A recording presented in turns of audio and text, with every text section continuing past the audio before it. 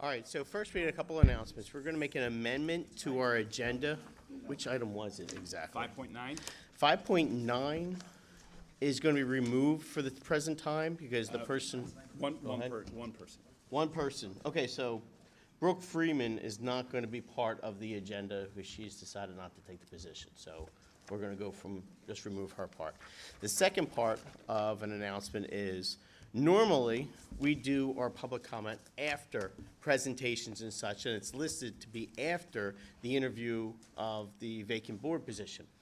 I didn't feel that was comfortable. I was comfortable with that because there could be someone from the public that may want to advocate for a particular person. Someone online may want to, and to have them talk after we already voted would kind of be senseless. So I'm going to move public comment up to now. So if I have anybody here that wants to do anything for public comment for either the board vacancy or any item on the agenda, anybody here? Is there anybody online? All right, then we're not going to worry about it. Then we're going to move on to 2.1, board member candidate interviews. All right, so how we're going to do this, and if I'm mistaken in anything, let me know. All right, we're going to go through, obviously, because everything has to be in the public. Everybody here has the resumes and such of each candidate. Each candidate right now is filling out a questionnaire over in a different room. As they finish, they're going to come over one by one, and then after we, of course, interview them with the 3 questions and any additional questions, they'll be escorted back out because it's not fair to have someone sitting here and hear everybody else's answers. Afterward, we'll bring them all back. They're all invited to come back while we do our discussions. First will be discussions on the candidates as a whole. After that, I will open up for nominations. You will then say, I nominate X to be voted on, right? You do not need to second that, am I correct? No. Right. Okay, so you do not need to second. So anybody that nominates someone, that person will get voted on. After everybody's done doing their nominations, I will say motion to close nominations. We will then close nominations. After that, we will discuss the candidates that were nominated. We will have a round of voting. A candidate must have 5 votes. So it can't be 4, 3, and 1. It must have 5 votes. So we have to get down to at least one candidate that has 5 votes. If one candidate has 5 votes and one candidate has 2 votes or 3 votes, one candidate wins. It's done. If for some reason it's 4, 3, 1, then it'll be wipe out the 1. It'll go 4, 3. If there's any more comments, then we'll vote again until we get a candidate that has 5 votes. Now, I'm sorry, what happens if we can't make up our mind from the end process? We have 2 candidates that we will be. If it stays deadlocked at 4-4. I'm sorry, I should have finished. And then what I was going to is, are we allowed to nominate 2 different candidates then? You can nominate as many candidates you want. Okay, all right. You can sit there and say, I want to nominate all 7 if you want. Let's not do that. But you can nominate who you feel is adequate that the board should interview. I mean, it should vote on of the 7. We obviously don't want to vote on all 7. It'll make it a little bit longer, but if you have all 7 and you want all 7, we'll vote on all 7. Right? If we do not if we come to a stalemate, however, understand, when did our 30-day window open? From the vacancy, from the effective date of the vacancy. Which was October. We're close. Okay, just so you guys understand. If we stay deadlocked at 4-4 or someone cannot reach 5, right? That means that we will pass our 30-day window, which we only have a 30-day window. We don't have another board meeting before that time period. Then it would go to the court. The court then would decide who would be taking Joe's seat. Let's not do that. Right? Yeah, that's correct. After 30 days upon a petition from somebody. The court would take action. Right. So we definitely want to do that. Oh, and by the way, the Phillies game 7's right, 8 o'clock. Is this the order we're going in? It comes up on my watch. Yeah, I think we're going in the order they were. No, the order they fill these out. So as they fill these out, we'll go. Oh, I thought Yeah. it was in which. Yeah. their Just to application clarify, was. candidates are being interviewed in the order that their application was delivered to the, Which is how Yeah. this is? correct. Okay. Yeah. All right, so we're going to begin. Does anybody have any questions before we begin? All right, we're going to begin with our first candidate. Jessica Clemmer, come on up. Is she here? Oh, you're not giving us time to read through these first? Well, you read while she's not here, so I guess we're not going to, we're going to wait until she's ready, I guess. Not good TV in the dead silence. Can we, if no one's ready, can we just jump to? They're all ready. They're all ready? Color commentator.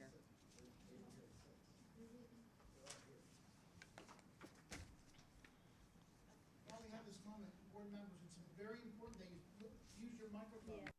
People at home can hear you. Sorry. And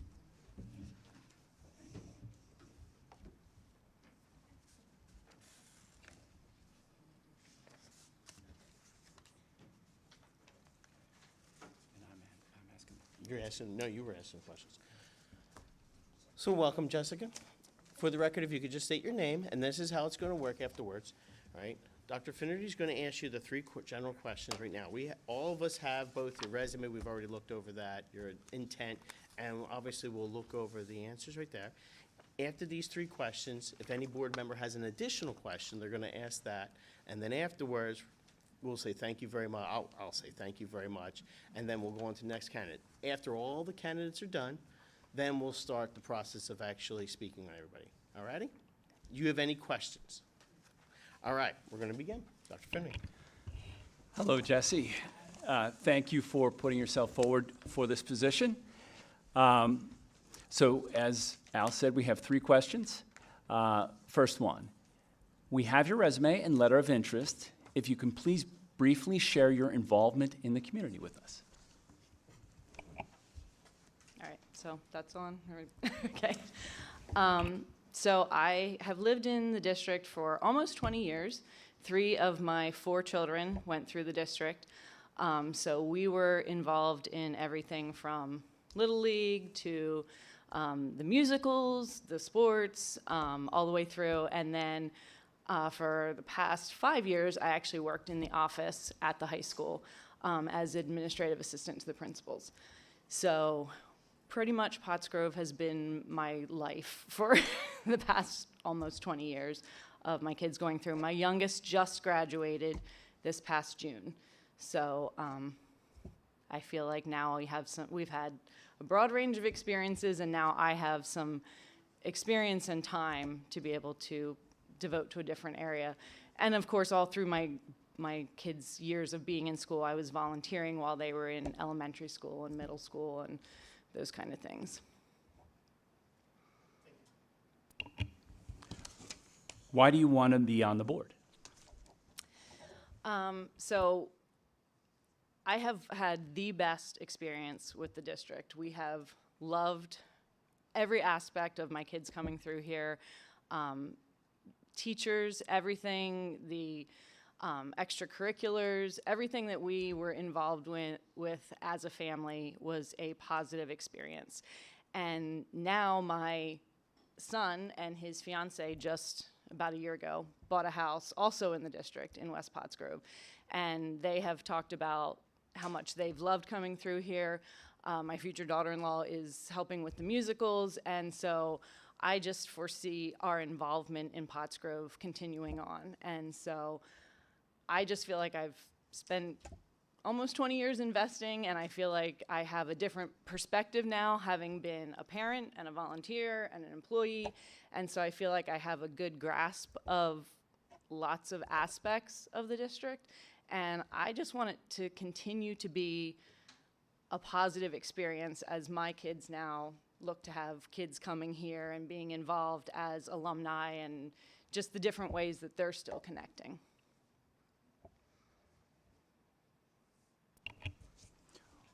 What school district issues do you believe need the most attention, and why are you the best candidate to help address them?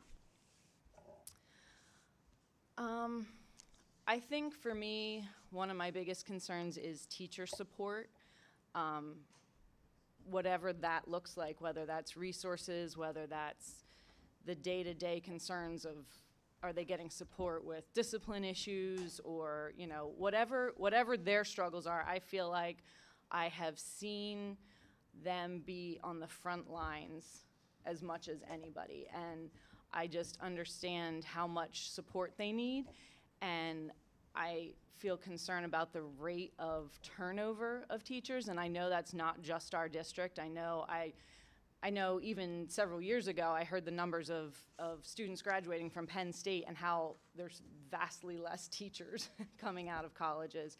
And so I just feel like that's something that we can address at a district level, like what do you guys need and how can we help get the teachers the resources that they need? And I think I have a great perspective of that because I not only have been a parent, but like I said, I worked here for 5 years.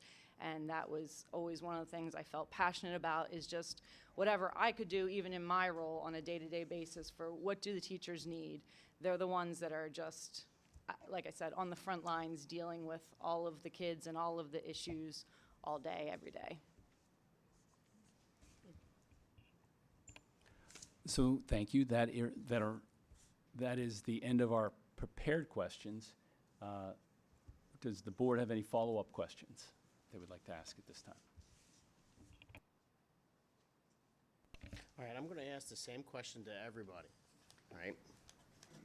On agenda tonight, we're going to vote, or actually not vote, but we're going to get a presentation on bonds and why we should be taking a bond of $9.9 million.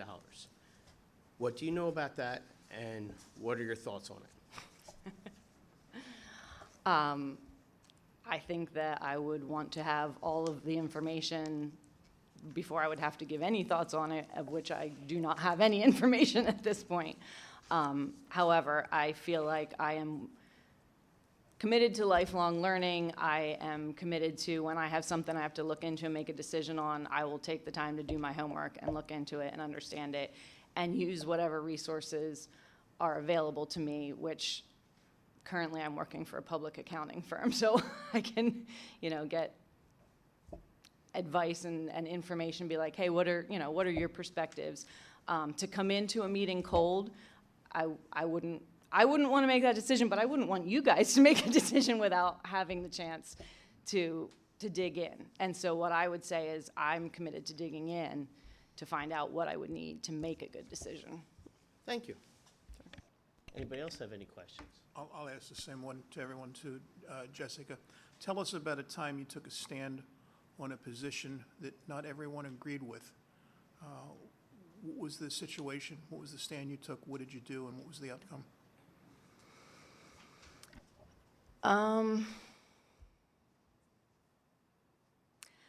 So several years ago, when my oldest son was here at school, there was, I think probably some of you guys were on the board at the point where there was a question about whether or not to allow prayer at graduation.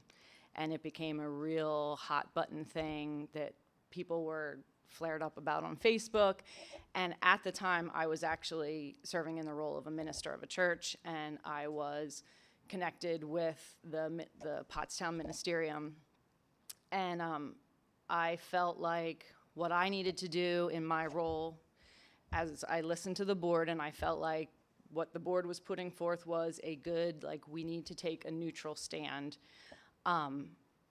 I actually went to the ministerium and said we need to support the board because it is a public school and it does need to be a neutral, safe territory for everybody.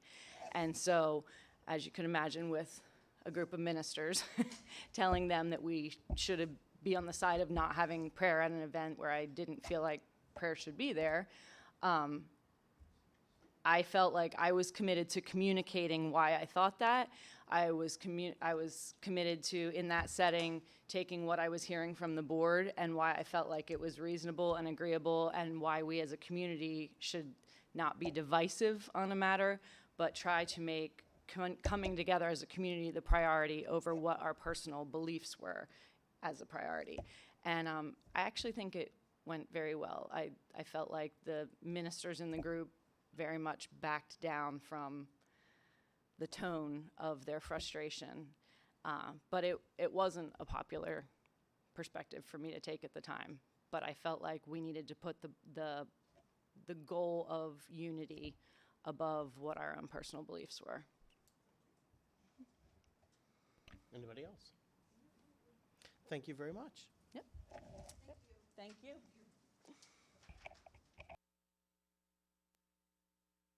So real quick, for the public, so you can probably see some of us, there's a possibility that we're not always going to be looking up at the candidate.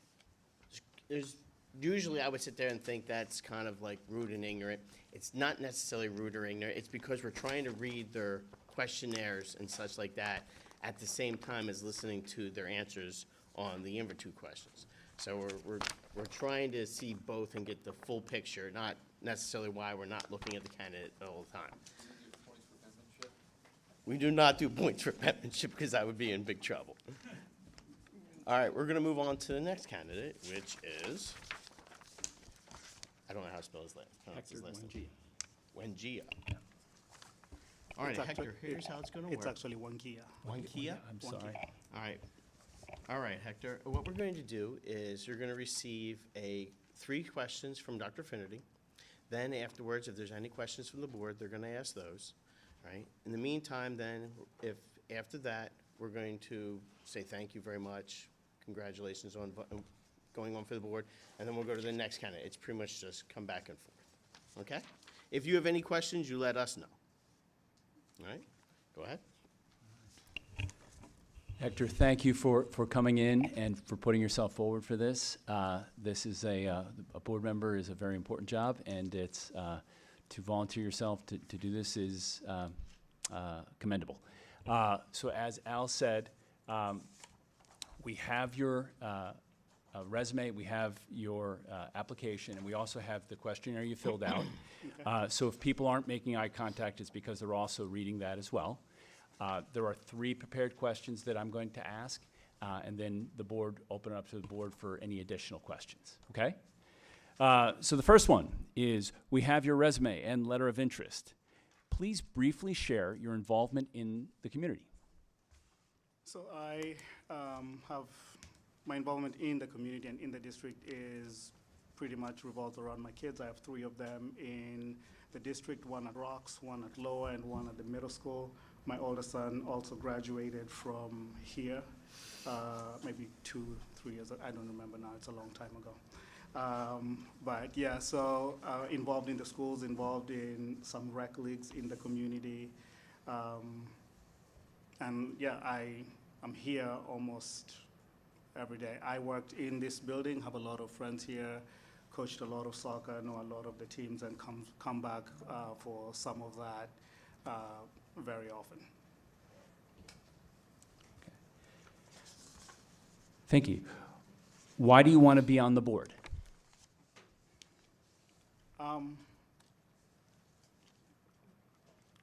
Might not like this answer. I have, like I said, I have 3 kids in the district, and I have been in the district myself. I moved in 7 years ago, and when I moved in, I was at home. I felt at home. I knew this was the place that I wanted to be. When I came to teach at the high school, this was it for me.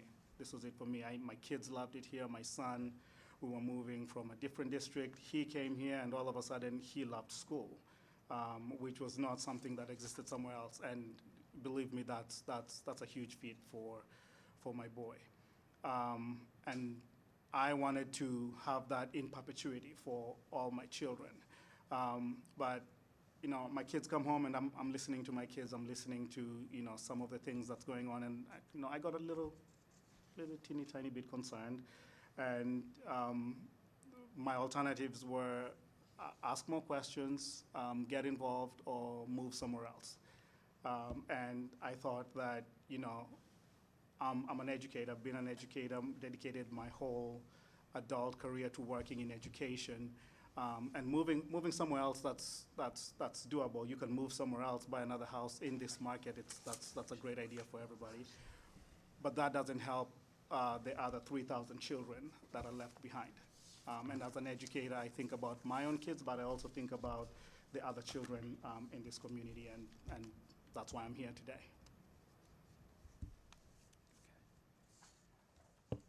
What school district issues do you believe need the most attention, and why are you the best candidate to help address them? Well, right now, I think many districts will tell you there is a problem in retaining staff, there's a problem in attracting quality candidates to the district, a lot of open positions. I think that's an issue worth looking into. What is it about our district that, you know, we are not attracting this kind of, because some candidates are out there. What is it about us that we are not able to do that? I think we also have to, you know, look at ourselves and look at some of the issues we are facing discipline-wise. What is it about, you know, our demographic of students, right? Because we lead the people that are us. This is our community. These are the people that are in front of us.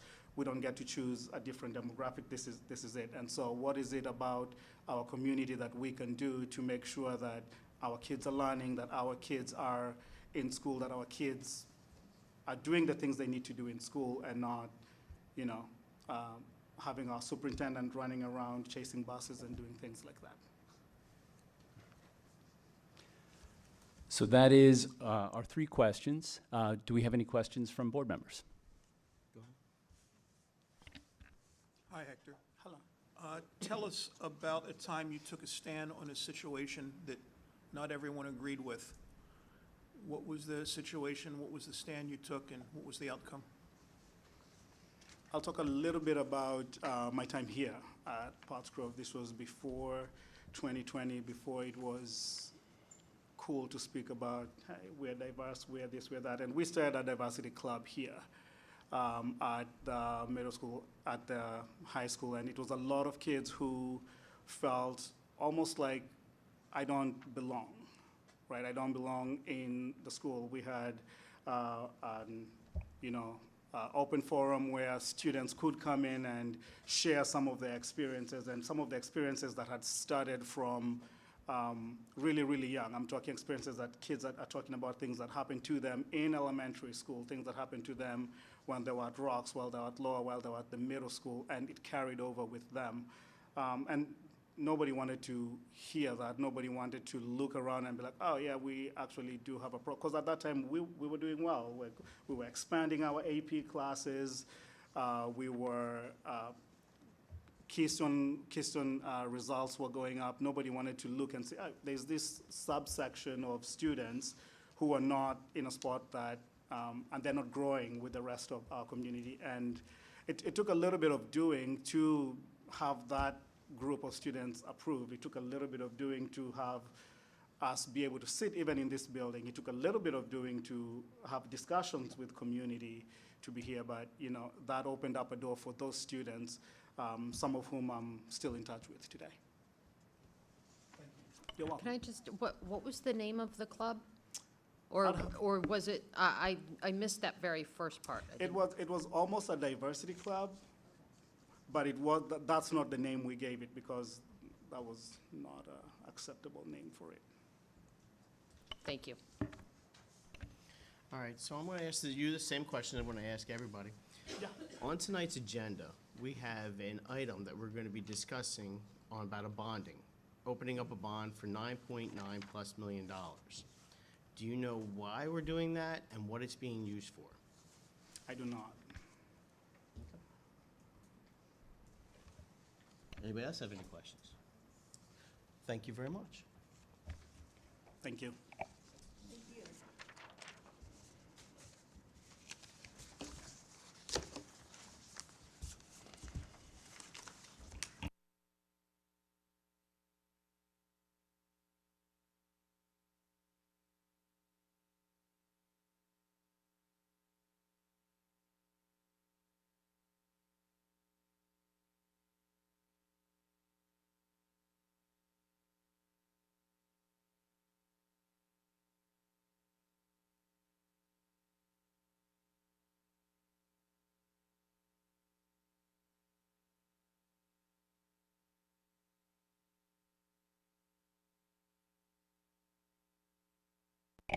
Okay, I'm ready. All right, hello, Jeanette. Obviously, you're going to state your name for the record.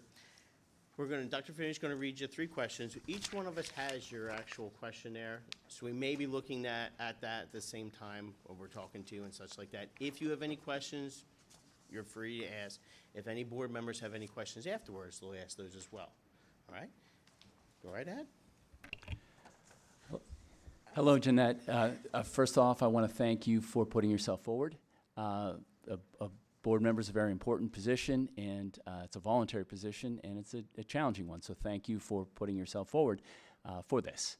I have 3 questions that I'm going to ask, and then I'm going to open it to the board to see if they have any additional questions, okay? And I should say this as well. If board members aren't making eye contact, it is because we're reading your questionnaire as well as we're talking, okay? Okay. So we have your resume and letter of interest. Please briefly share your involvement in the community. Well, can you hear me? Oh, okay. I just wanted to make sure. I am in the West Pottsgrove PTA. I've gotten all my clearances, which the district has now. I'm hoping to get involved with other PTAs so I can get a feel for how parents are feeling and have a broader mindset.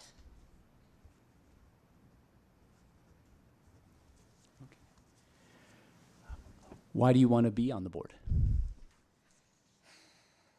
Well, I believe that every parent should be heard. That includes all citizens, whether they're a parent or not. And like I had said before, there's a difference between policy and person. I just wanted to make sure you guys knew that.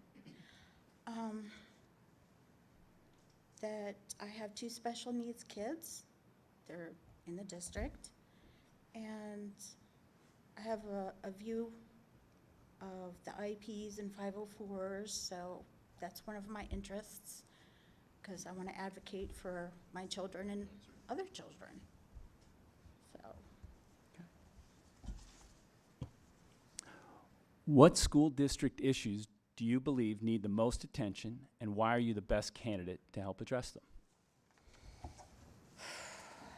I know I'm not a professional, like I'm sure some of the other candidates are, but I am willing to learn, and I am willing to work, because I know it's going to be work.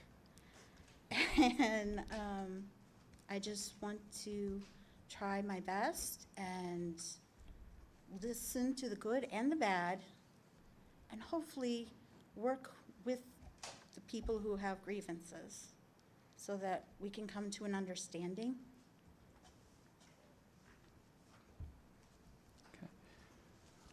Well, thank you. There are the 3 questions that we had prepared. At this time, I'd like to open it to the board if you have any questions for Jeanette. Go ahead, Jack. Hi, Jeanette.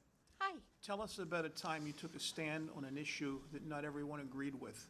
What was the situation, what was the stand you took, and what was the outcome? Are you referring to the fact that I did not like the fact of masks? I had done research, and it's been proven again now that there's been a learning loss. Also, the fact that masks on young children can affect their speech and language. The fact that I was not on board for everybody getting the COVID-19 vaccine. It should be a choice, just like the flu vaccine. And I'm glad that the board finally listened to me and some other parents that masks should be optional. So that was my stance, and I don't know, is there anything else you want to know? Unless there's more you want to say. No, I'm fine. I can't think of anything at the moment. Thank you. Anybody else? All right, I'm asking the same question to everybody. Okay. Later on, we're going to be voting on, actually not voting, we're going to be discussing about a bond of $9.9 million. Why are we doing such, and what is it about? That's in case of grievances, if I remember correctly. Grievance, what kind of grievances? What are we talking about there? Like trying to sue somebody at the school board, and that's why you need that much Okay. money. All right, thank you. Thank you very much. That's it? That's it for right now, yes. Thank you, thank you very much.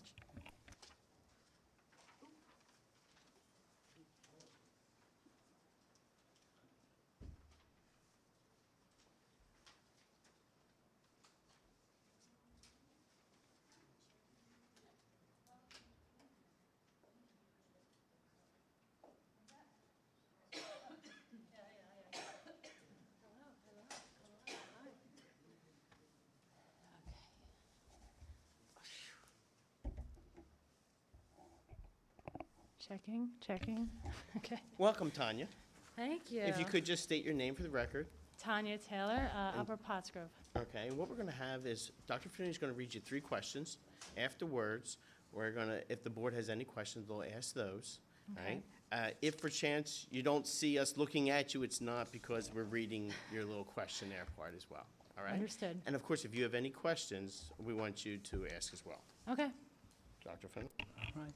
Well, Tanya, thank you. Before we get started with the questions, I just want to thank you for putting your name forward. A board member is a big job, and it's a volunteer job, and sometimes a thankless job. So I really do appreciate you putting your name forward and joining us tonight. absolutely, thank you. We have 3 questions that I'm going to ask, then I'm going to open up to the board for any follow-up questions they have. Okay, Okay. So we have your resume and your letter of interest. If you could please briefly share your involvement in the community. yes. I happened to move here right when COVID was shutting everything down. I've only been here for about 3.5 years. So the ability to get involved was non-existent. So as soon as things started opening up, my first go-to was school board meetings, committee meetings, and PTA meetings. And by the end of my daughter's first year, when things started opening up, I was voted in as treasurer for the PTA at West. This is my 2nd year as treasurer for the West PTA. I'm also on the parental advisory committee, and I just got kind of an invite, I guess I would say, for the Pottsgrove Safe Schools Partnership Committee as well, which I'm excited to get into. And then on top of that, this will be my first year volunteering with Beacon of Hope for their warming centers after I went to a town hall and spoke at the town hall last year. And then the most recent being involved with the fair funding hearing that I heard on our school board. I went to Pottstown and also spoke at that event as well.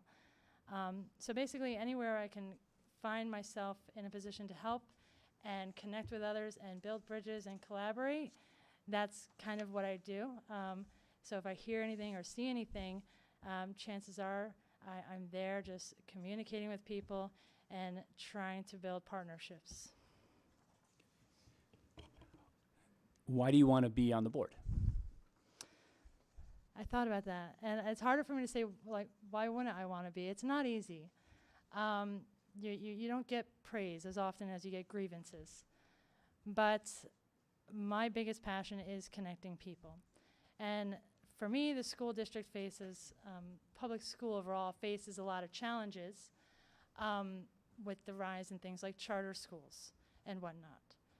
So for me, the public school institution, not just the students, but also those employed by the school, is almost a nucleus for the community. Go to any event, a football game, a graduation, you're going to find the parents, the teachers, the students, the siblings, the grandparents, everybody. So it's worth fighting for, it's worth protecting everyone connected to the school district.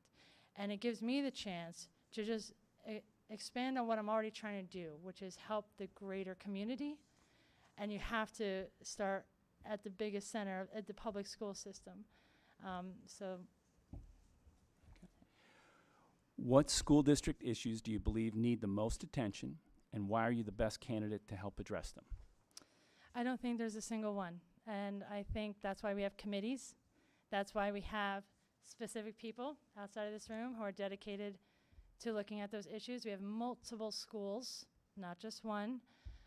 So I would say everything from whether it's curriculum to building safety to I would say extracurricular activities, everything, student achievement, measuring those students' achievements, budgeting, funding, all of it. You get any one of those falls out of balance, and everything else will eventually follow. So I think really there's no one particular thing that is higher priority. It is about balancing it all, and that's why we work as a team with our community to do those things. Why would I be the best candidate? I have a really good ability to work with the public, especially with grievances when they are not happy. It was something I was able to do when there was tension over the behavioral specialist. I was able to reach out to parents. It wasn't an issue that directly affected me, but seeing the concern and upset nature of the parents, I reached out to them and got them to talk to me, and then I was able to facilitate a meeting with the school district and then be able to go back to the parents and explain in better detail what the situation was. And I found that most people want to just be heard, they want to be understood, and we all want the same goals, we just have to sometimes get there in a different way. And so even though it didn't solve the problem in that moment, it did ease some of the tension, and I think it did bring clarity to what the board was having to decide with regard to that issue. And that, you can put that on any issue, whether it's budget or whether it's curriculum or whether it's safety. There's always going to be two sides. I think I happen to be really good with engaging with the public and working as on a team with creative solutions and looking at all sides of a problem. Thank you. Jay? Hi, Tanya. Hi. Tell us about a time you took a stand on a position that not everyone agreed with. What was the situation, what was the stand you took, and what was the outcome? Thanks. I mean, I guess I'll state the obvious, that the biggest one was masks. That was a huge, huge tension in the district, not just here, but all around us. And you can feel it in bits and pieces today. Although I can understand positions on both sides, the school district has to do what it has to do by the state standards. So no matter where you rested on that position, and I have people that I collaborate with who I don't agree with on everything, but I have to let them know that there is a frame of reality you have to work in when it comes to these issues that we don't agree on. And I took that stance, and I supported the school district. I don't think they did anything wrong. And to this day, I'm glad to say I still can collaborate with those people who I disagreed with, and I still can respect them. And I was up here with the one time in support of some of them for issues of respect and being laughed at. So there is a fine balancing act that comes with it. But that's one where in that environment where it was so easy to kind of fall to emotions, I was able to stop and stand my ground. Even if it meant risking losing new friends, being a new parent, I did that because I understand that there is a guideline that we have to follow regarding the state and the public school system.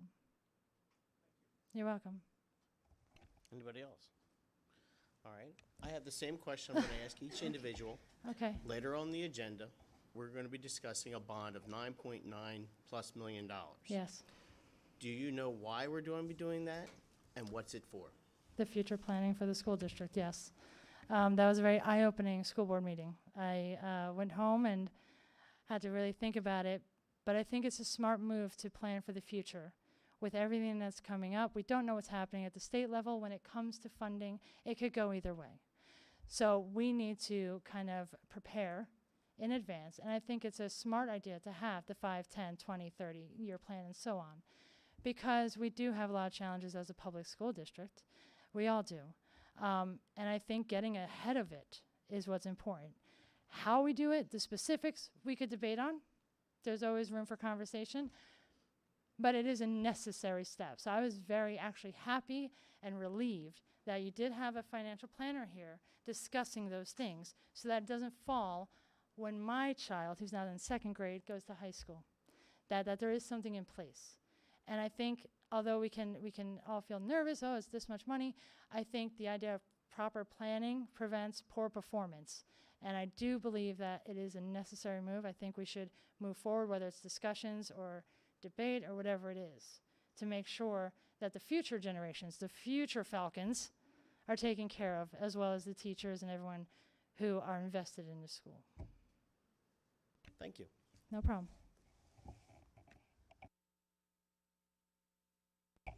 You're welcome.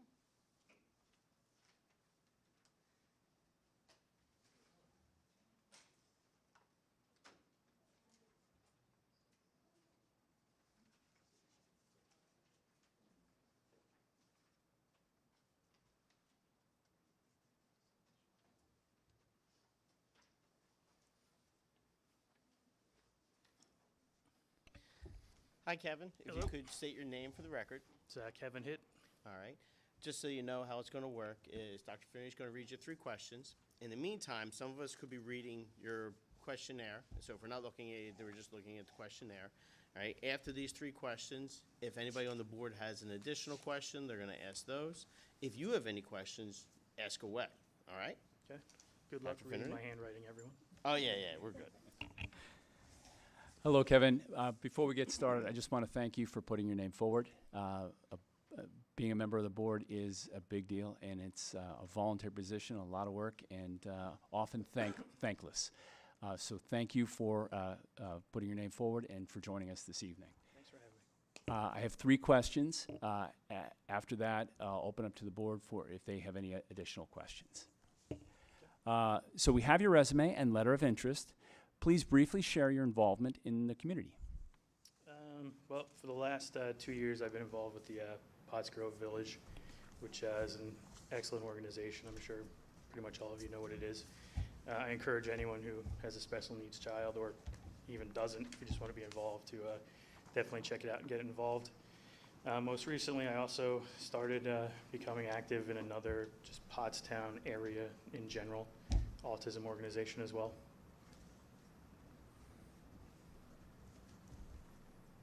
Okay. Why do you want to be on the board? Well, I mean, obviously you guys see the resume and the letter of intent, so I'm not going to regurgitate that whole thing.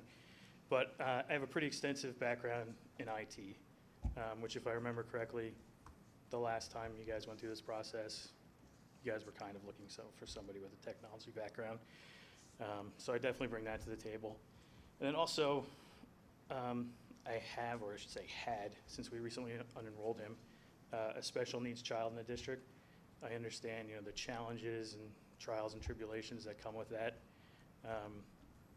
And I'd love to be an advocate for the special needs community in the area, because I feel like it's an underrepresented portion of this community.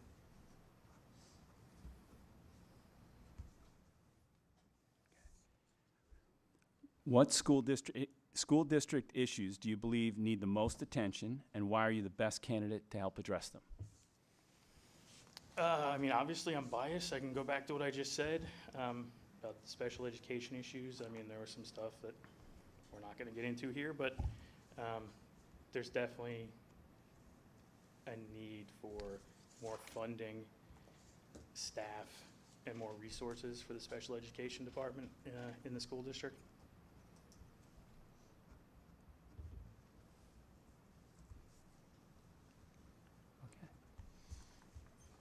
So that's all of the prepared questions.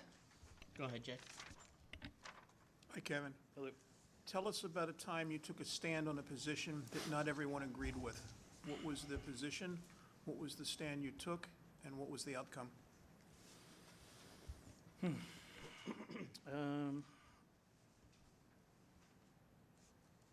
I guess it would have to be, not district, but the previous district we were at. They didn't want to do any sort of testing for our son, for him being autistic. They tried to mainstream him. My wife and I rallied together and really, put up a unified front to make sure that he got all the help that he needed in that district. And it was one of the main reasons we actually left and moved and ended up coming here, but. Thank you. Anybody else? I liked all your answers, but the one that really struck me is the I mean, I can hear it. abnormally high taxes. Yeah, And you are a parent who has a special needs child. yes. How do you balance those two? Because I don't know. It's difficult. I mean, I I've never seen the budget for you. I've never combed through the budget. I don't know what the budget looks like, but, I mean, for some perspective, I went from a district where a house that was valued at $122,000 had taxes of $2,500, and here a house that is valued at the same amount of money, I'm paying $7,000, which, in my opinion, is abnormally high considering what I came from. Obviously, like I said, I don't know the full budget, but you got to go through and just look at everything, especially, I know you guys have deferred maintenance stuff coming up. That's going to require a bunch of tough decisions because there's no way you're going to have to be able to fund it without taking out bonds or borrowing something. So, I honestly, without knowing the budget, I couldn't give you an honest answer, off the top of my head. Okay.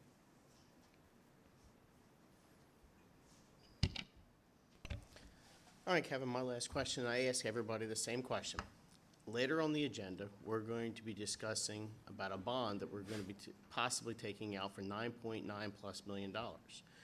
Do you know what is being used for and why? I don't. I can make assumptions of capital improvements based off stuff I've heard in the past. Would I approve it? At the current interest rates, I'm not sure it's the best time to be taking out bonds, but it really depends on, what the project is, what, gotta haves versus needs type deal. That'd be my best answer. Without just coming in, I wouldn't be able to, I'd probably, if I was selected and you asked me to vote on it right now, I'd probably have to abstain because I don't know anything about what you're spending it on. Thank you, thank you. So thank you very much. That concludes this part of the questioning. Thank you.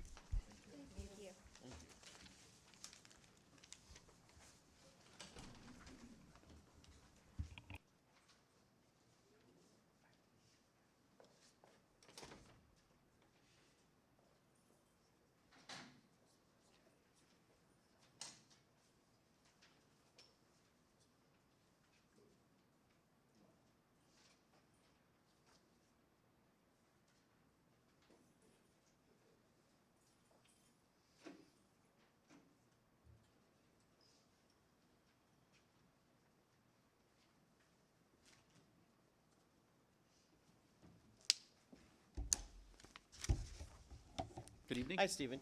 If you could state your name for the record. Stephen Kozar. Okay, what's going to happen is Dr. Finnerty is going to read you 3 questions. In the meantime, after that, if any of the board members have an additional question, they'll ask those. If you have any questions, feel free to ask. If by chance you see us not looking directly at you, it's because we're reading the questionnaires and such like that, Sure. all right? All right, good luck. Thank you. Hello, Stephen. First, before we get into the questions, I just want to thank you for putting your name forward.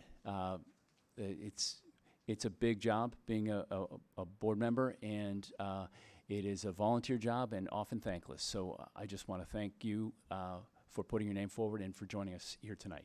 Thank you. I have 3 questions that are prepared, and then I'll turn it over to the board and see if they have any other additional questions. Okay? Okay. So we do have your resume and a letter of interest. If you can please briefly share your involvement in the community. Sure, absolutely. So I'm involved in a Verizon Citizen organization, and that basically works with different groups that are well, let me take a breath there. So the Honor Foundations are for veterans that are coming out of the military, and what I do is I assist those veterans by looking at their resumes, interviewing, using the STAR questions, and preparing them for the corporate environment, also teaching them, or actually trying to encourage them to get out, to learn about LinkedIn, to network with themselves, to build their brand, so that way when they transition from being a veteran in the military, that they can successfully lead in a corporate environment. And also to reach their potential, because there was a gap, and these are special force members, part of the Honor Foundation. So that's one thing I do with the community. The other item I do with the community is I've done website reviews for the Institute for Entrepreneurial Leadership, and that group is for minority business owners. They were horribly affected with COVID. There was a lot of businesses that shut down. So I assist those businesses, and they bring their websites. I review their websites, go through their links, ensure that they work properly. I go do the SEO, search engine optimization, to make sure they're hitting their targets. And it's a diverse group of business owners that are starting different businesses, anything from music to their first website on the internet, and we're ensuring that it's going to be found on the search engines. That's what the search engine optimization is, and we want to make sure that I want to make sure that they have, that I'm volunteering that time. It's not paid, it's volunteer. It's not consulting work. And I want to make sure that they're successful, that they're starting a business, that they're going to be able to reach their full potential, that they don't have any errors or issues. The other group is that I help is the Entrepreneurial Institute. That's for businesses with the LGBTQ community. I assist them with business consulting. I've only done one at this point, but I offer my assistance to that group as well in the community. Okay. Thank you. Why do you want to be on the board? Well, I think it's a service. It's a service to the community. There's a lot of challenges in the world. There's a lot of challenges that we face every day, and the challenges of politics. But being a board member is about successfully managing the community and being able to see through the eyes of other people that you're not familiar with and you haven't experienced their own, the way they grew up or what they've experienced in your life. And part of being a successful board member and wanting to do that is to see their point of view, not your own point of view. You're not here for yourself. You're here to serve the community. What school district issues do you believe need the most attention, and why are you the best candidate to help address them? So I see a lot of different issues. I think my kids do well. I have 2 boys, but it's more important to listen to all the other groups. I've heard parents report that there's bullying, that there's that some of the special education, they're not getting what they deserve, and that's what's important, is to listen to all those different interests in the district and make sure that they're being listened to.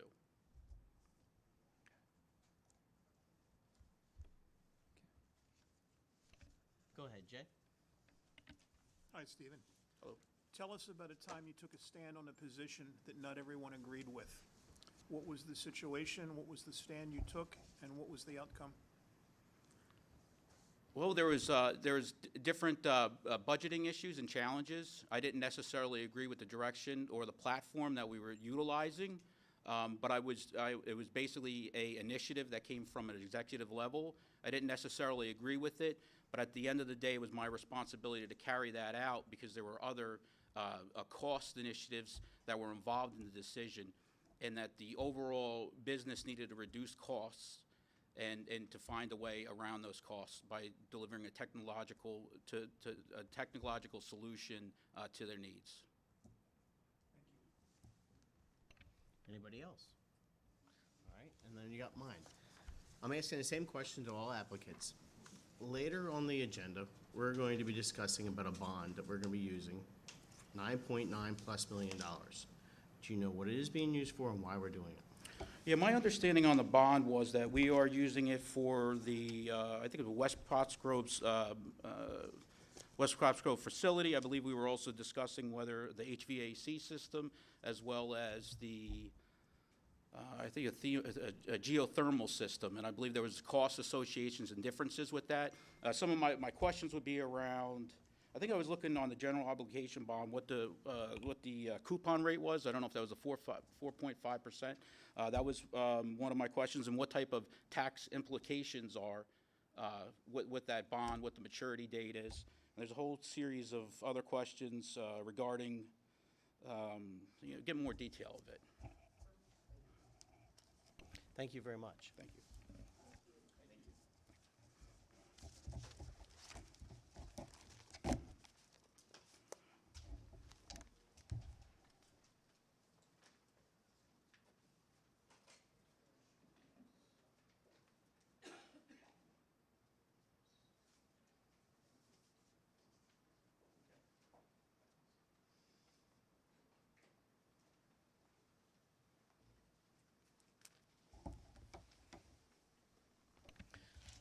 Louis, if you could just state your name for the record.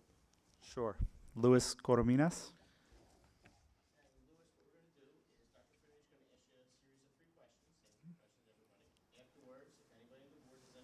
We'll ask those, and then if you have any questions, of course, feel free to ask. Okay, thank you.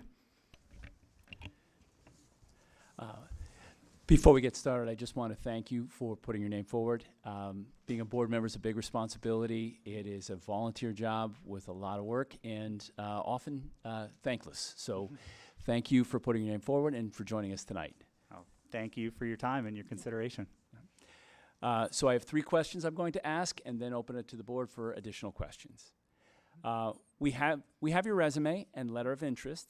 If you please can briefly share your involvement in the community. Sure. So my daughter is a kindergartner at West. So this is our first year in the district. However, we lived here for 7 years. We moved to this area with the intent of raising a family in this district for a variety of reasons. So it's nice to kind of see that come to fruition. She's had a great experience at West so far. We actually were at one of the meetings last month. She was one of the students that Dr. Stango brought to talk about kindergarten. So, and her experience thus far. It's been a great experience. Beyond that, we try to be very active in the events at West, PTA meetings and the extracurricular school dances and such.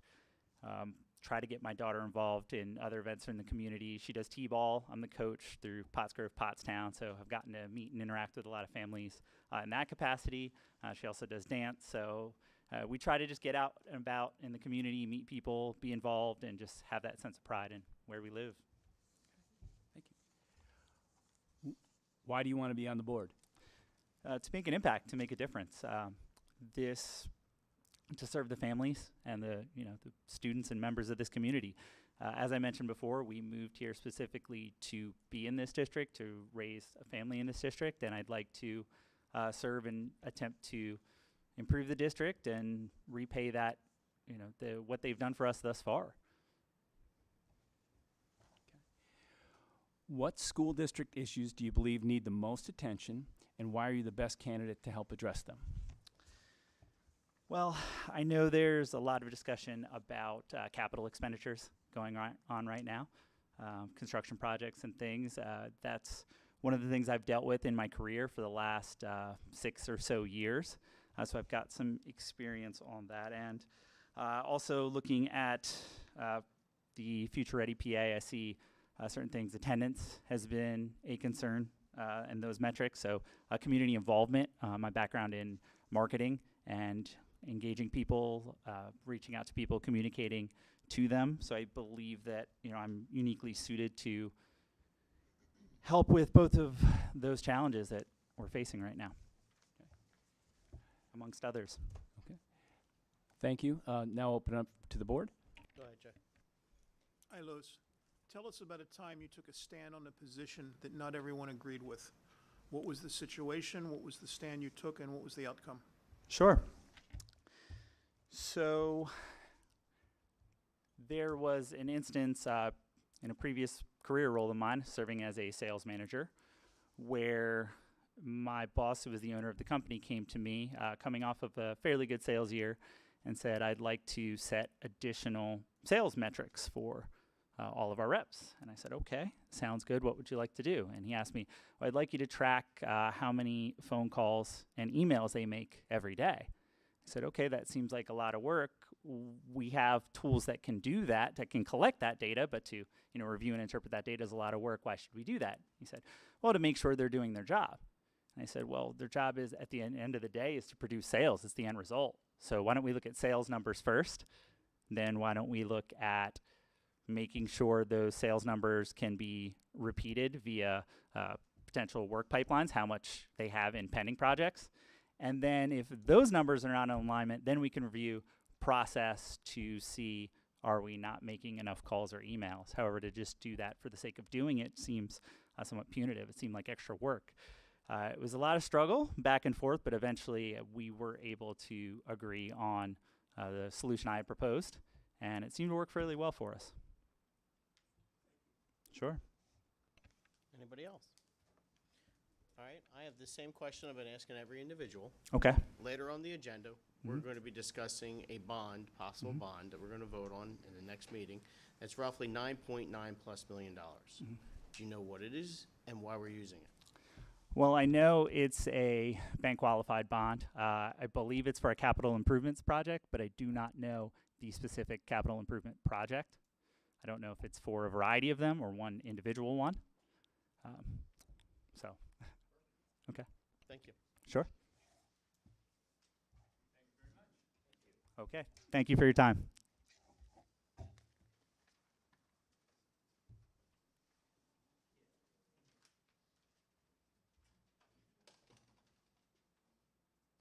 All right, so everybody here, and of course the public, what we're gonna do is we're gonna bring everybody back, and we're gonna open it up for discussion. You can discuss any of the candidates that you'd like to discuss. Everybody, they can, all 7 candidates are welcome to come back. They don't have to, but they're welcome to. All right, then of course, we'll, like I said, open it up for discussion, couple of minutes of discussion, then I'm gonna ask for people to nominate who they would like us to vote on and discuss individually. Can I just point out that we don't have to discuss, like, We don't can have just to discuss, nominate. we can just, if everybody's good with who they want to nominate, we don't have to discuss it all, we can go right to nominations.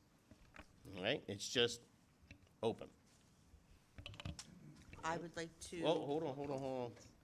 I'll let everybody come back. Oh, I'm sorry, I didn't see it. All right, let me, Explain it. yeah, I'm gonna explain to them that way.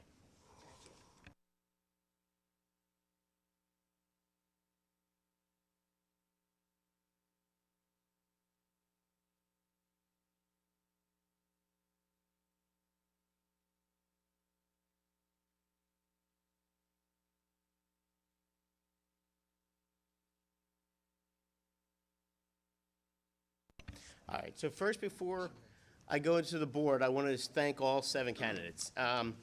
This is an incredibly different type of procedure than most of us have gone through. I mean, there's a few of us, myself, Bill, actually, maybe more than I thought, Jay. We've all been through this first, actually, more than I thought. It's a little bit, it's obviously much more difficult to sit up there in front of people answering questions and such like that versus, let's say, go through an election. Election period, you put your name on the ballot, who votes for you, who votes for you. It's different when you have to actually be grilled by 9 other individuals, and you have to be grilled publicly on the thing. So now everybody then, you're gonna hear, you know, us discuss about you, us discuss about different topics and different things like that. So, but I do commend every single person that put their name out. And quite frankly, I say this every time, I'd like to see all 70 of you on the ballot, because I think that's where the most important part to be, is where the public actually gets to decide who fills those roles and those positions, because the 9 of us are not everybody. You know, the public is the other 6,000, 7,000 residents. I don't know how many residents we have, 20, 10,000? How many? 21,000 residents. They're more important on voting who should be here than just the 9 of us, in my opinion. But I thank you all for coming in.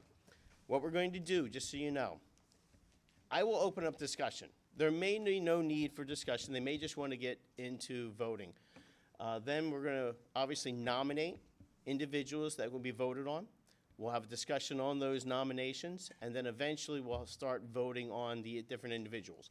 An individual to win the seat must have 5 votes. It'll probably go down in order of different things and such like that.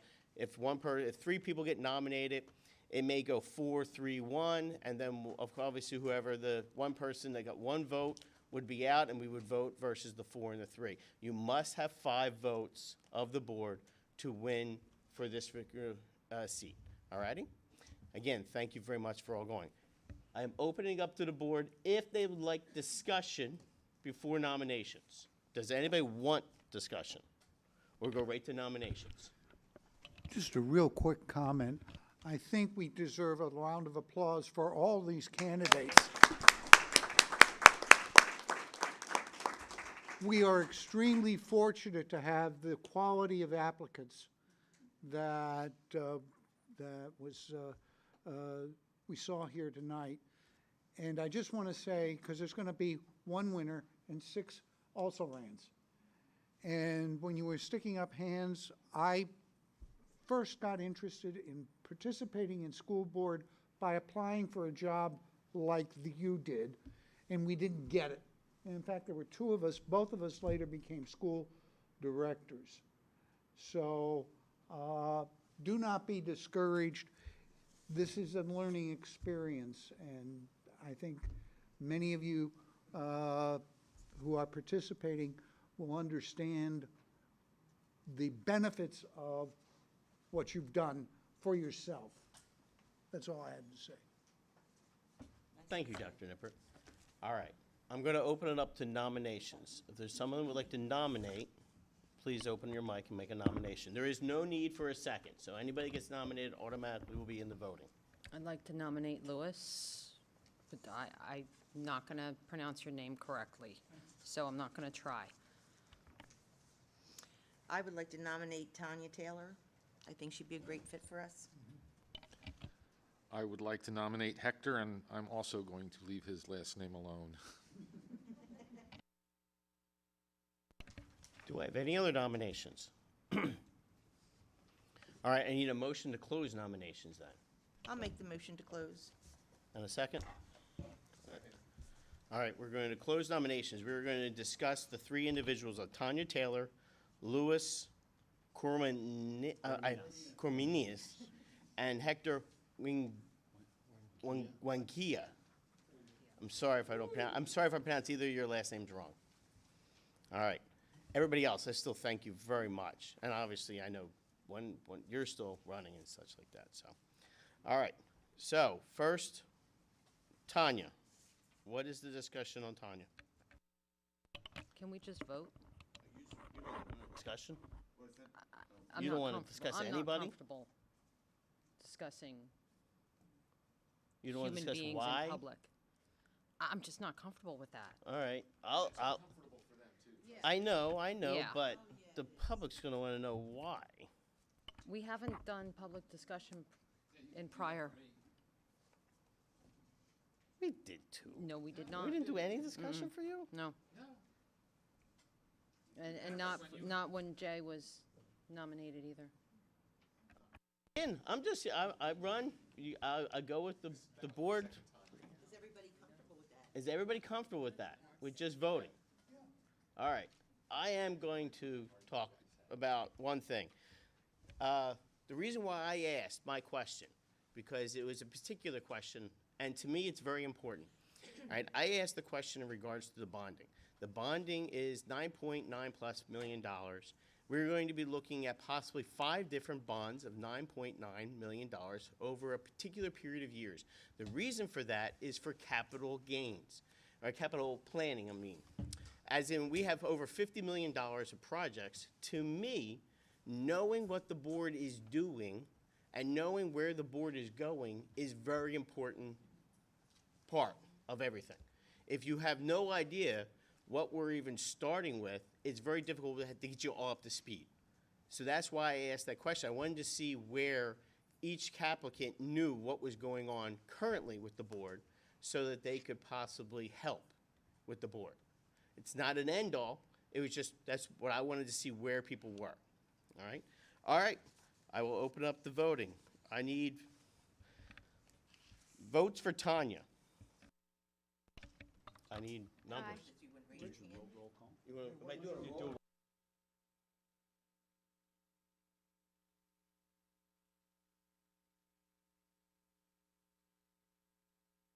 The secretary can do a roll call, and one way of doing it is you state who you're voting for, and you, right. Of the three. So you got Tanya, you got Louis, and you got Hector. Okay, I'm just gonna go around. Yeah. Chuck? Who were you voting for? And please turn on your microphone.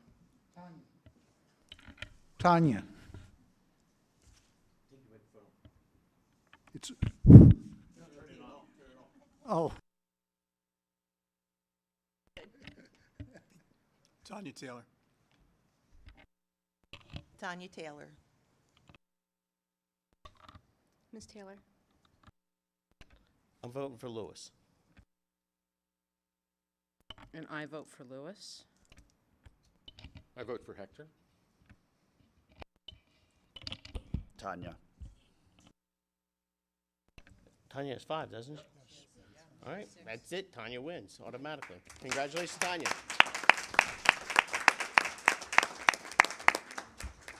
Again, although all that went real quick, I do want to thank all 7 applicants for stepping up and putting your application in.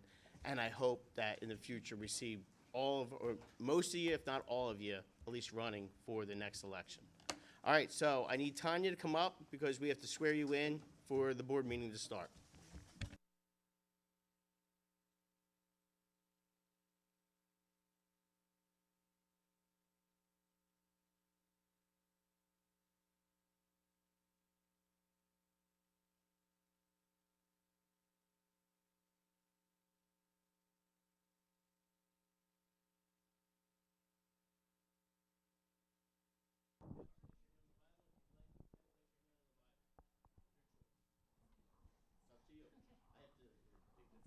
All right, so I need to do an oath. I duly swear or affirm that I am support. Duly swear. I do Solemnly swear that I will support, that I will support, obey, and defend obey, and defend the Constitution of the United States the Constitution of the United States and the Constitution of this Commonwealth, and the Constitution of this Commonwealth, and that I will discharge the duties and that I will discharge the duties of my office of my office with fidelity. with fidelity. Thank you very much. Congratulations. So let's get you second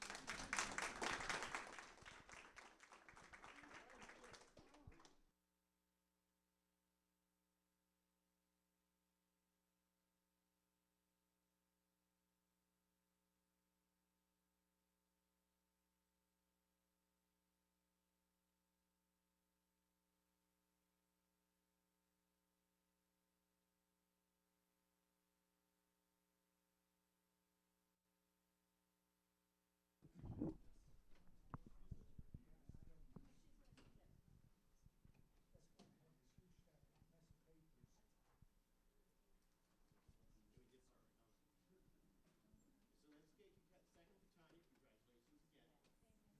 And we're going to give you a second to get everything, and then we're going to move right on to action items.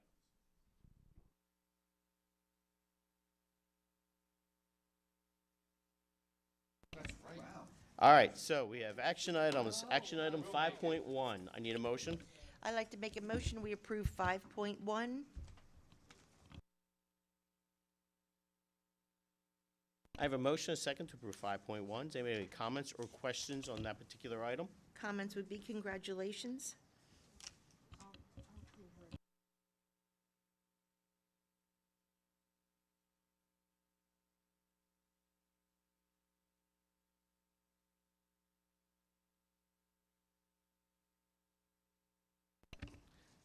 Any comments or questions on those? Hearing none. All those in favor? Aye. Any opposed? Motion passes. We're going to move on to 5.2. Could I just Casey, do you mind standing up so that we can see you? Yeah. Oh, there you are. All right. Thank you very much. And welcome to the team.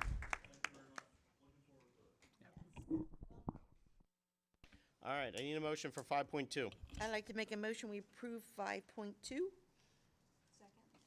I have a motion, a second to approve 5.2. We have any comments or questions on that item? Just congratulations on your retirement. Any others? All those in favor? Aye. Any opposed? Motion passes. Move on to 5.3. I'd like to make a motion, under professional staff, we approve 5.3 through 5.15. I have a motion, a second to approve remaining items under action item personnel. Anybody have any comments or questions on any of those items? Hearing none. All those in favor? Aye. Any opposed? Motion passes. We're going to move I'd like to action make a item motion business. for action items under business, 6.1 through 6.3. I have a, well, I need a second. All right. All right, I have a motion between 6.1 and to 6.3. However, obviously, we want more definition on 6.3.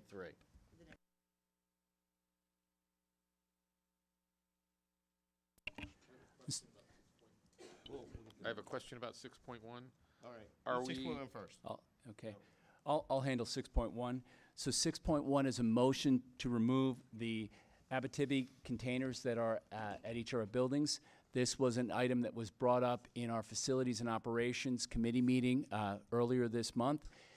There's been several vendor changes on these containers, and the pickups have become unregular or irregular, and garbage is blowing out of them across. It's unsightly for our district. We've had complaints from residents that the garbage is blowing into their yards.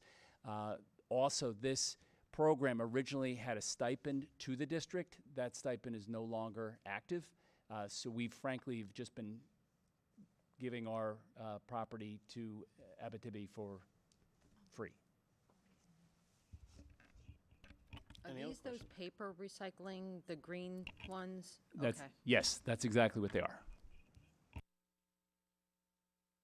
Any other questions on 6.1 or 6.2? Is there a replacement in the works? There is not a replacement in the works. Any other? 6.1 for 6.2? All right, so 6.3, Dr. Finner, explain a little bit to the public. So item 6.3 is to proceed with the issuance of a bond. This was presented to the board last board meeting on October 14th. We had our financial partner share what bond structures would look like.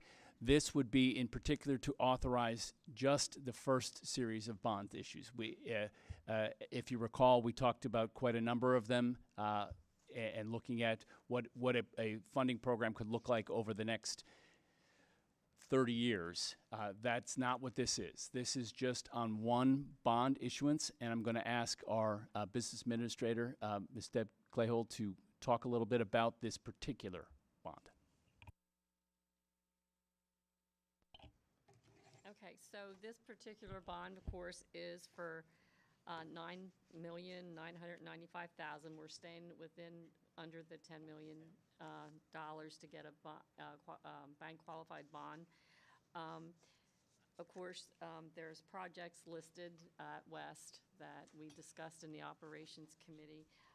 The bond issue, I have been working, we had presented a bond schedule that showed our payments last time, our current payments, and then what this potential bond issue would add to it. I did go back and asked, yesterday we were reviewing some numbers, and I did ask PFM to go back and kind of tweak those numbers a little bit to maybe smooth it out in the earlier years. So before the schedule, and it depends how they come in. This is just giving them authorization to kind of proceed with everything, filling out documentation, and it's not actually authorizing the bond issue yet. But in looking at the schedule of bond payments and interest that we have in the 24-25 year, with our current loans for the year ending 23, we have almost 4.4 million is what we would be paying. At the end of 25, with adding this bond issue, we'd be only adding, she reduced it a little bit to smooth it out, like $600,000. So that total amount would come to 4.6 million. So and then it goes to almost 4.9, 4.2, and further out to 5.5. Using this bond issue for the major project she stated it's a good time to do that because we're in an inverse relationship with interest rates. So right now we're earning more than what we could borrow at. So it's better to borrow the money for the project rather than using our funds that we do have reserved in the capital projects fund. And then maintaining the money in our capital project fund allows us to fund those other items that come up that wouldn't be eligible per se underneath a bond issue. For those, like we have on today's thing, widening of the driveway that we need, or we just had an emergency where we had to replace the combination oven at one of our schools. So we do have those emergency situations or things that we have to address. So it's a good good time for us to keep our money in that capital fund since we're earning so much interest on it right now. If I can also just add to what Deb said. In the presentation, and I incorrectly said October 14th, it was October 10th, we were presented with also a sample timeline. So we had the financing discussion on October 10th. Today is the authorization to proceed. On November 9th, or later, it would be the maximum parameters resolution. Then the bond pricing, which is when we lock in rates, that would be shortly after that, with final settlement targeted somewhere around the middle of December. So that's what the process looks like. That's correct. And I would just note that tonight's action item is authorizing the PFM is your financial planner, my firm is bond counsel and local counsel, to proceed to do everything necessary to prepare a parameters resolution, including the necessary advertisement.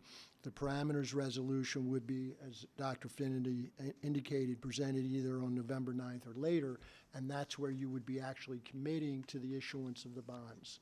So at this point, you're authorizing PFM and my firm to do the necessary groundwork to prepare for the future action item to approve the bonds.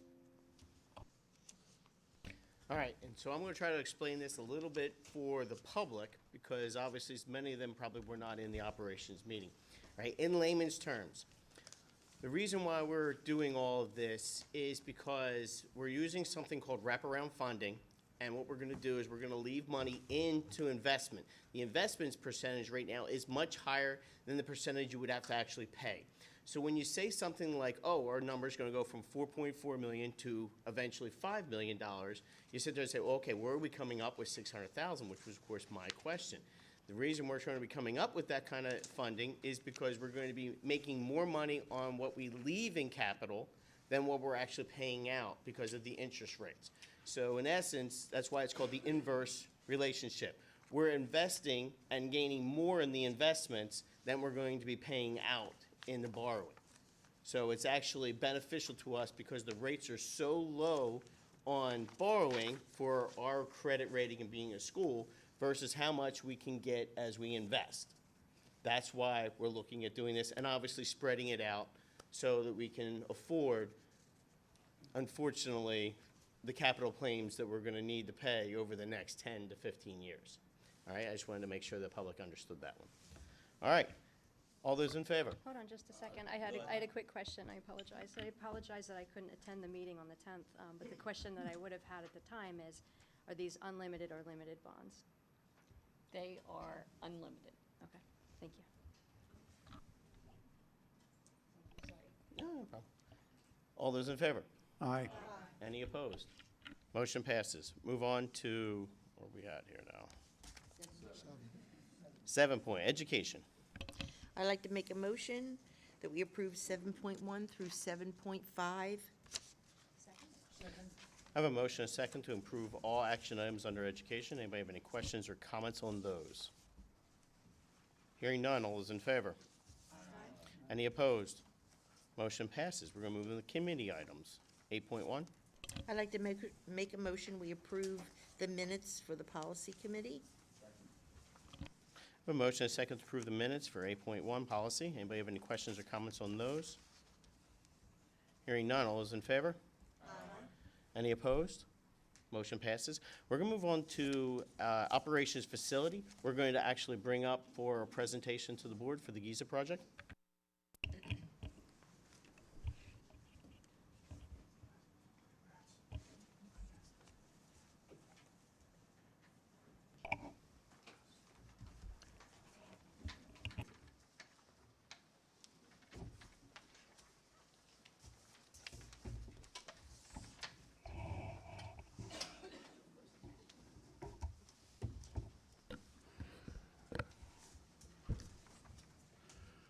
Good evening. So we will try to be brief as possible. Obviously, we're on a time clock. Thanks for having us again. I'm Mike Lang. This is Ed Dahl. You've all seen us a lot over the last year. So We're here tonight to really get into the nuts and bolts and the results of this process that we've undertaken here. So if you could kindly flip to the next.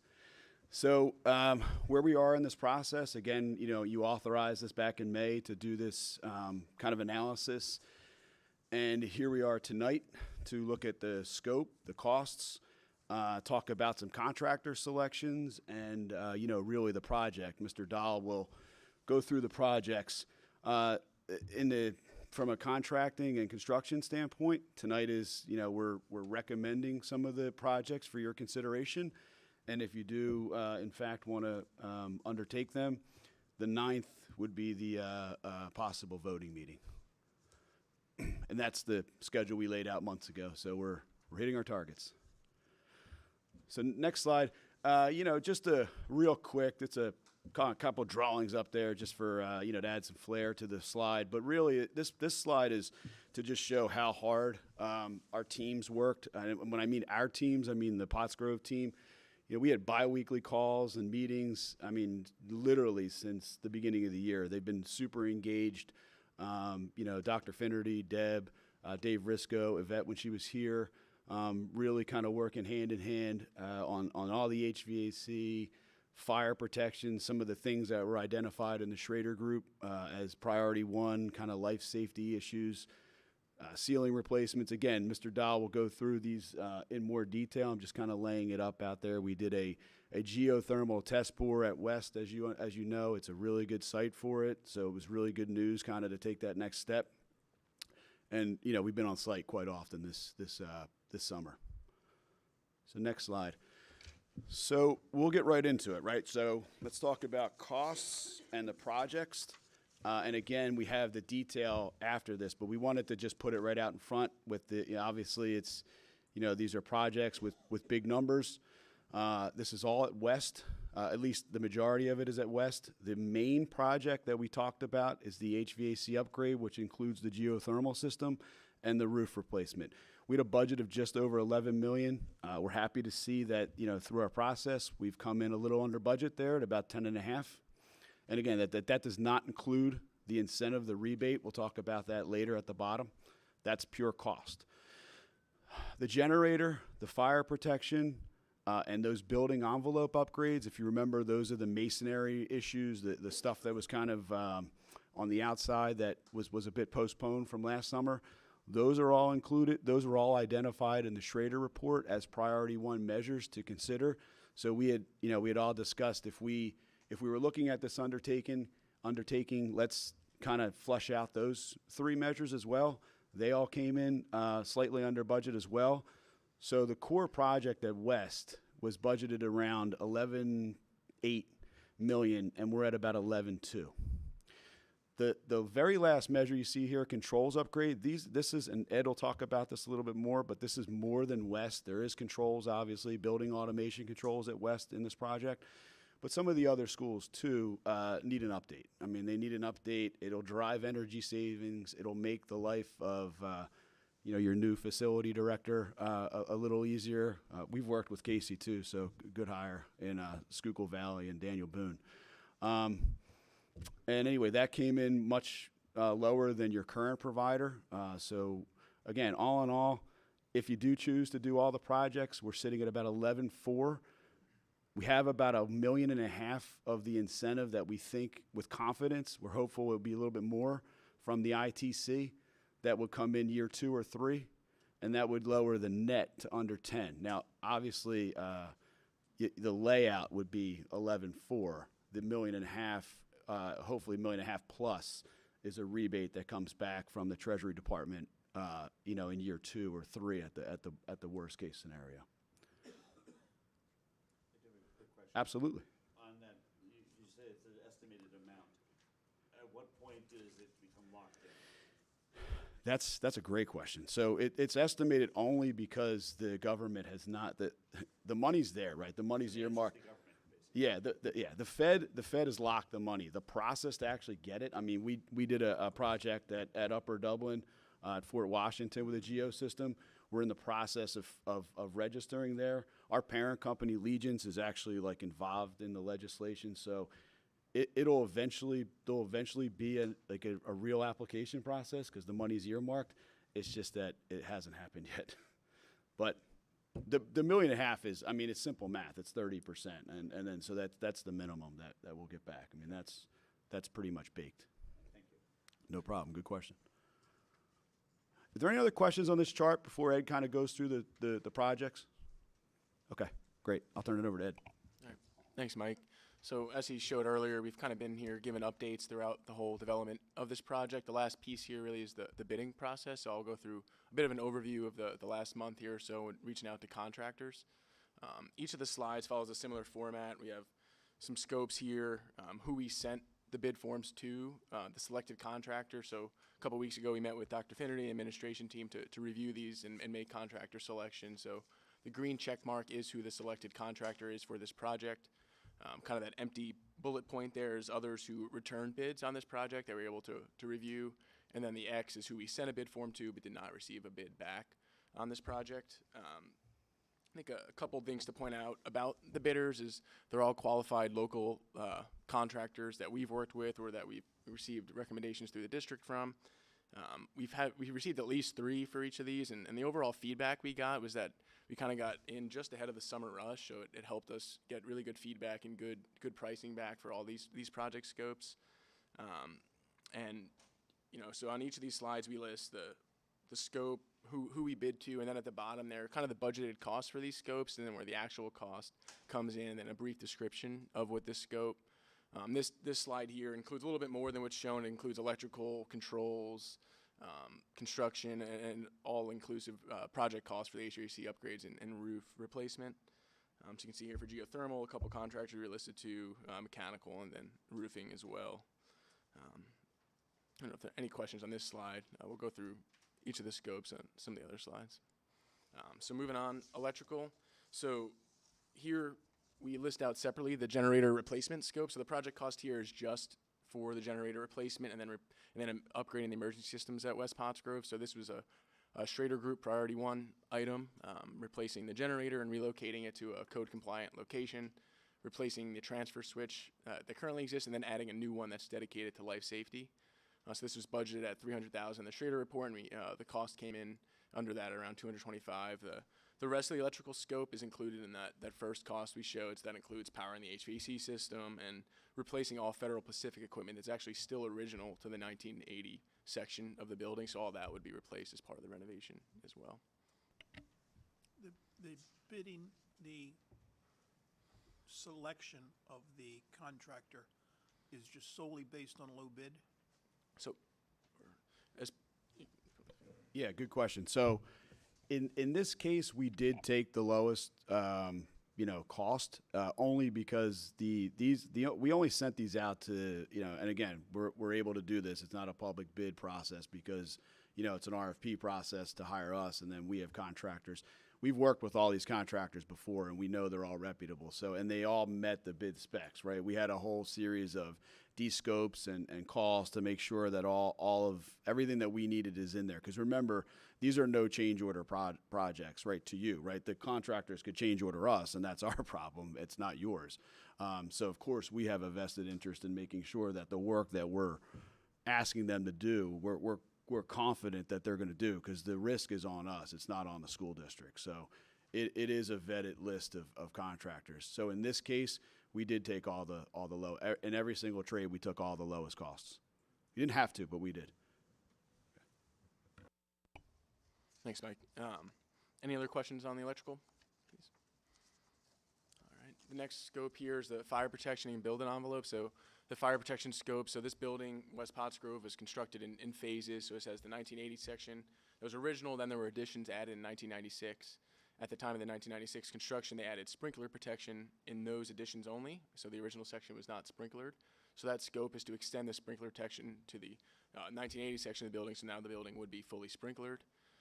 And then the general trade scope, this is just breaking out what Mike was talking about earlier in terms of the building envelope and improvements that the proposal was received last year through WTI, and then this is also included in the Schrader Group. So that pricing is also, because of economic reasons, included this part of this project, so they can bid a project based on fully developed architectural drawings And you can see where the cost came in there under with the proposal that was received last year. And then the last piece here, so this is the only scope that's not specific to West Pottsgrove. So what this scope entails is Mike mentioned how the controls system here, I think a lot of it was installed. It's operating on software that was original to 2003 with some newer versions since then, but the existing controls vendor has recommended upgrading that, and with new software comes new hardware and cost associated with that. So the budgeted cost there is actually the cost from the existing controls vendor, and then the actual cost is when we bid this out to different controls vendors to get competitive pricing. And you can see the selected contractor there is Connexus, who would also be doing they were the low bid on the West Pottsgrove project. So as part of this scope, Ring and Rocks and the high school, which have newer mechanical systems, would be getting new graphics on the BAS system, and then we would also be refining some of the control sequences to really be driving energy savings there with the new mechanical systems. The lower Pottsgrove Elementary School and the middle school, those are a little bit older, so we wouldn't be doing as much as replacing controls there. That should really happen at the same time as a renovation, but we would be providing graphics and making scheduling and just kind of overall high-level controls implementation there. So that's what this scope entails. Yes.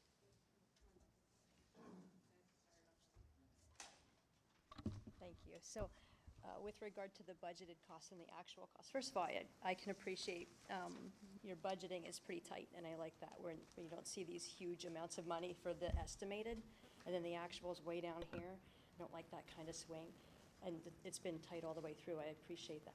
This one has a pretty decent variance to it. How were you able to reduce the cost by such a great variance?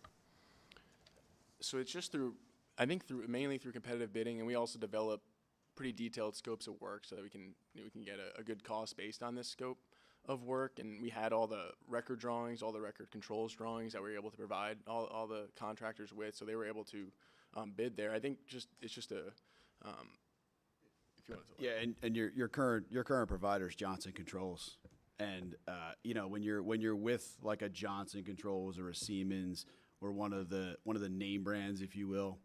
In the controls world, that used to be all that was around, right? You used to go to like 2 or 3 vendors. Now there's a lot of good quality. Connexus, for example, like Pottstown uses them. O&J Roberts uses them. They're very good. They're local. They're out of the Lehigh Valley, and they can work on all the platforms. So it gives you what's called an open protocol, and because you're not going to like the shops, you're getting a little bit of a discount there. That's been the trend for probably the last 4 or 5 years in the controls world. It's become, like everything, technology, right? It just has become such a more open kind of protocol that these systems they're probably better for you in the future because you're not kind of pigeonholing yourself to one company. So I think that shows in the numbers too. No problem. Thanks, Mike.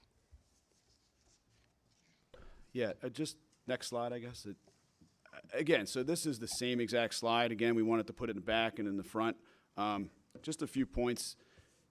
Again, just listening to the candidates talk and you folks talk about your budgeting process and your capital planning. This project, right, takes West Pottsgrove and makes it warm, safe, dry, and sets it up for the next 20 to 25 years. It's a big project. It's a big price tag. Much of the rest of the remaining projects that may be there, kind of more in the cosmetic world. This is setting this place up. You're putting the roof. You're tackling the masonry. You're taking care of your heating and air conditioning. Your electrical and your fire. Right. You're taking all those things off the board, checking a box. Right. So like if you look at it, high school is pretty recent. Rocks is pretty recent. West Pottsgrove would be, basically new from that. Now you can kind of focus your attention on lower and the middle school over the next 5 to 10 to 15 years as you go forward. So, obviously this was a collaborative effort, not just with the administration, the board, and having the feedback from you folks has been really good throughout this process. And we feel this is a good starting point here at the district, and there are a lot of needs. But again, this is taking one of your buildings and setting it up for a long time. Mike, can I ask you to, or Ed, I know you touched on it a little bit, but was more explicitly discussed at our last meeting. Can you just talk about the 2 items that were removed from the scope? Sure. Yeah, so one of the items was the solar PV array we'd been talking about previously. And I think in this area, just solar generally isn't favorable because of utility rates, but because we're replacing the roof and going with a new roof, there are ITC credits that are available as part of a roof replacement or a solar, if a roof replacement is done at the same time as solar.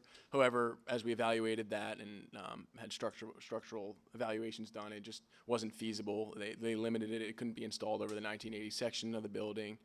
So the cost and everything just weren't favorable. I think it ended up being a 35 to 40 year payback for that item. And then the other one is the fire protection. We'd previously talked about replacing the fire pump, but through this process we had contact with Anchor, who maintains the fire protection systems throughout the district, and they had actually replaced the motor there within the last 5 to 10 years. So it has a new motor, a new controller, so there was no need to replace the fire pump as part of this project as well.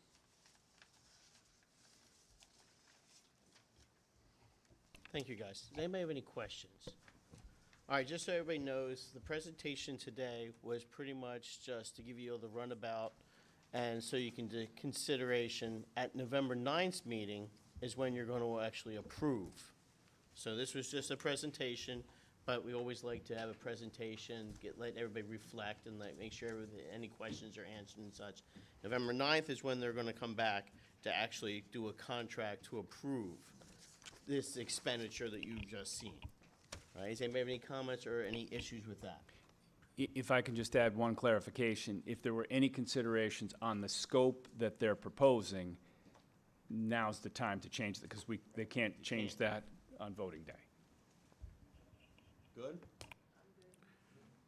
Thank you very much. One last thing, and I think this is more for Mr. Subers. There is a, it doesn't require you to vote, but you have to have a 10-day advertisement, which would be like Monday, right? So just say that the board is considering approval of a guaranteed energy, and you could obviously speak much better to it. Yeah, but that's correct. I wanted to point that out. We're required to provide public notice through an advertisement of our notice of intent to award this contract. It would identify the contractor and the purpose of the contract.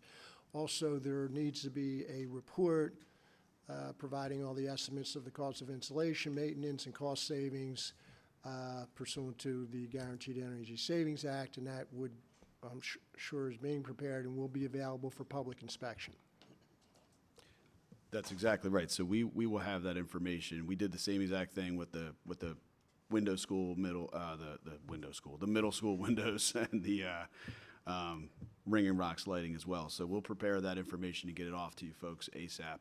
And again, correct me if I'm wrong, Mr. Subers, but it's just intent, and obviously you vote how you vote, but you have to have that in Correct. place. I mean, the notice, it's merely a public notice of our intent to award. You're not bound by that. You're not bound until you actually vote at the November 9th meeting to award the contract. Anybody else? Any questions? Thank you very much. On the remaining, I'll go through the remaining report that we had for operations real quick. So obviously that was the largest part, right? Then we also did discuss obviously the 10-year capital plan, the 5-year capital plan, and of course we had a large presentation in regards to the bonding. Bonding going from possibly now all the way to 2037. So pretty much forever. It's never going to end. As we thought it would end, it's never going to end. But obviously we discussed that. We discussed and we already approved the removal of the Abitibi containers. I don't know how to pronounce that name. We discussed the widening of the driveway, and of course we needed a new oven for West, so we discussed that. And actually, I think, did we approve that? Yeah, we did emergency approve that as well. All right, and that's all we have for operations. If anybody has any questions on that. I do have a quick question. Go ahead. So if I'm not mistaken, it wasn't the oven. There are some funds that we could utilize. I want to say they were COVID related, but for emergency purchases such as the oven. Do I have that right? I swear that we talked about something like that, but trying to frame it up into that.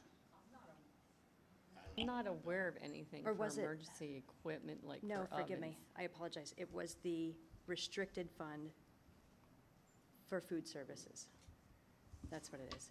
That's a restricted account. It is a restricted account, And that there was surplus there, and we could use that for things such as the oven. but we're gonna spend this out of our general fund, capital fund, because you have to get pre-approval from the state in your budget to go ahead and spend any capital money. Okay. And typically, what my understanding is, Pottsgrove has always used the capital fund, general fund, to support the capital and equipment improvements. Because Okay. we don't raise, our school lunch is high enough to cover all the equipment cost. Yeah, I This was recalled also that. an emergency one because it was out of code and considered not We're healthy. without one right now. Correct. So what sorts of things can we use those restricted surplus funds for? Like You can specifically use food it to service? fund future expenditures to keep, because typically, I'm not sure how many years, we have not raised, before we were CEP, we have not raised our school lunch prices for a very long time. Right. So, but as costs keep going up, if you have excess, you can use those funds to support the program. So they were always used to support the program, and eventually they'll kind of dwindle down, yeah. Okay. Forgive me, I had totally the wrong bucket there that That's I was talking okay. about. Apologies for that. Thanks. Any other questions? All right, I'm going to move on to report out of the curriculum. I believe Mr. Voris was going to help us out with that one. Thank you.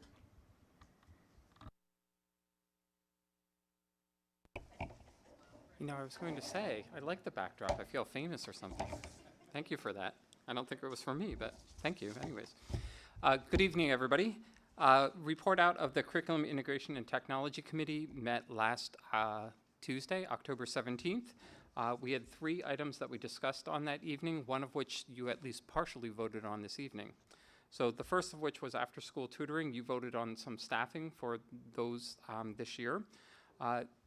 After-school tutoring is not new here in Pottsgrove. We've done that for quite some time, at least since my tenure here. However, over the last couple of years, that's been amplified, and we're able to amplify that because of funds that are available through the American Rescue Plan.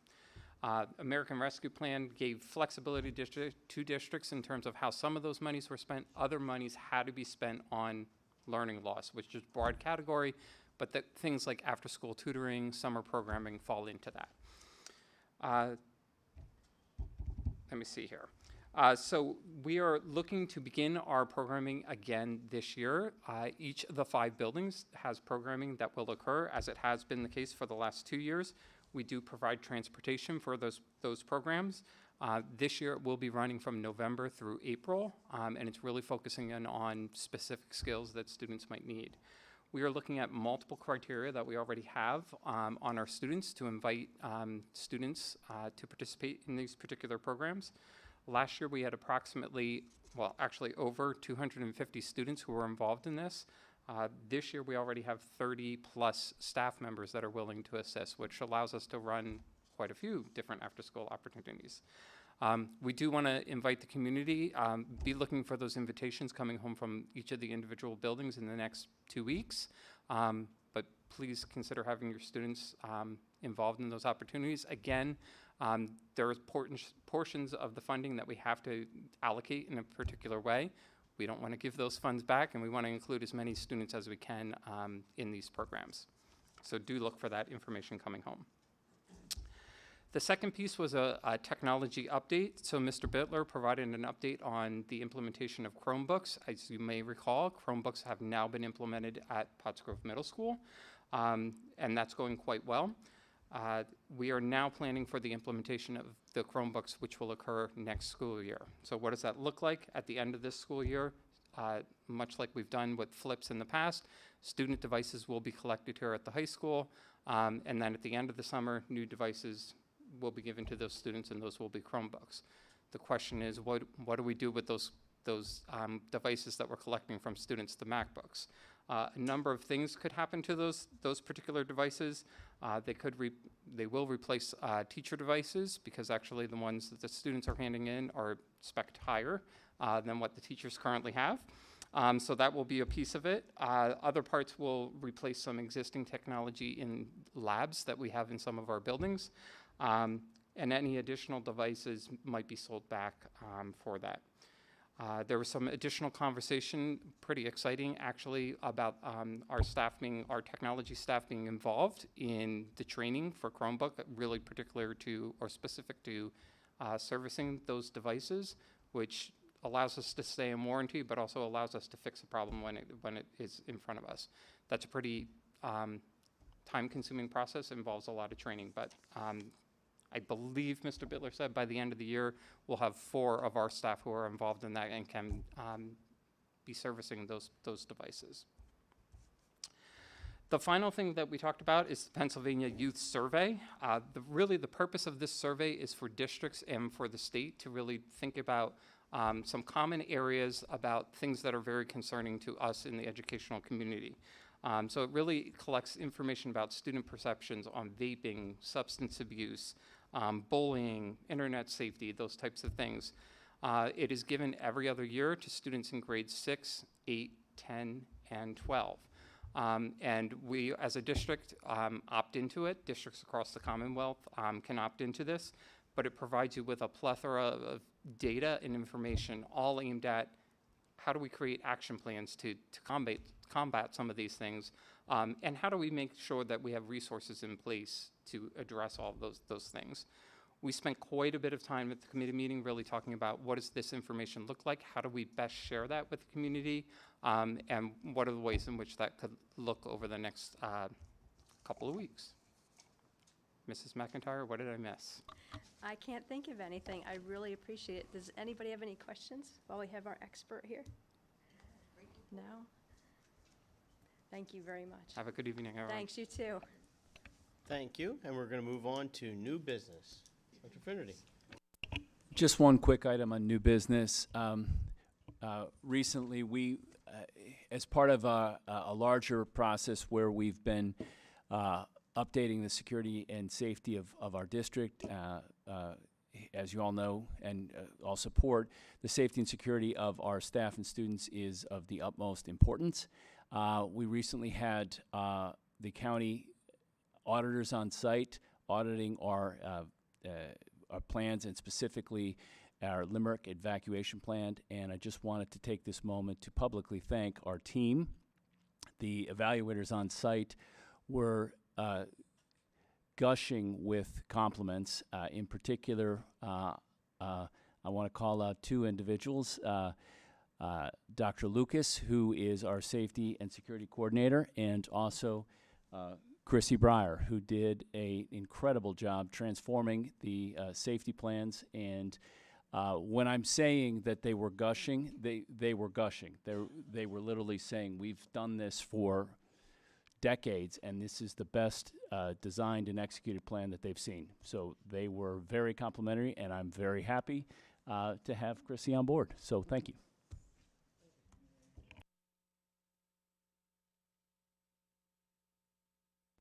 Tina. So without the kids here, but really, I want to take a moment to just welcome you, Tanya. Thank you for applying.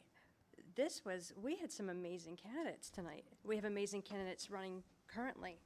This is a blessing. I encourage everybody who showed up tonight and applied for this position, please, it's not too much longer where you could get your applications out, your petitions rather, out to run for the next election. And I hope that everyone will, because that was hard. There were some really, really great candidates, and I greatly appreciate their efforts. And that's it. Patty. I just would like to thank the Booster Club and Mr. Ansbach. October 13th was the Pink Out and Homecoming, and we were able to give the Patient Care Fund of Phoenixville Hospital $1,300. And this is from 2022. And this fund goes actually to the patients who I used to see, but just basically gas cards, food cards, things of need right today, extra medications and stuff. So I'm just blessed beyond that Pottsgrove's still involved in this, and that little bit of money goes a long way for people who really need it. So the surprise for me is I was asked to be honorary captain, and a couple of my Pink sisters, because we have a support group, actually went to Pottsgrove. So I said, why don't you do it, because you just finished your chemo. And it was just nice to have some friends there that were alumni that went through this, that they were just there to buy the T-shirts. So it was really kind of fun. So again, thank you, and thank to all the athletics who support that. Jay? Dr. Neppert? Yeah. This is to welcome you to the board. In 1970, the state of Pennsylvania changed the election laws and allowed school directors to cross-file on both parties. The philosophy behind that was that it would make the board less political and more collegial. Now, if you think about the news that's happened about what goes on in some school districts, you get the sense that that was probably the dumbest thing you could have done.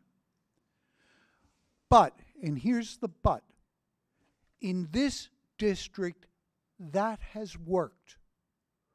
We have been truly collegial and truly nonpartisan, and other districts are aware of that.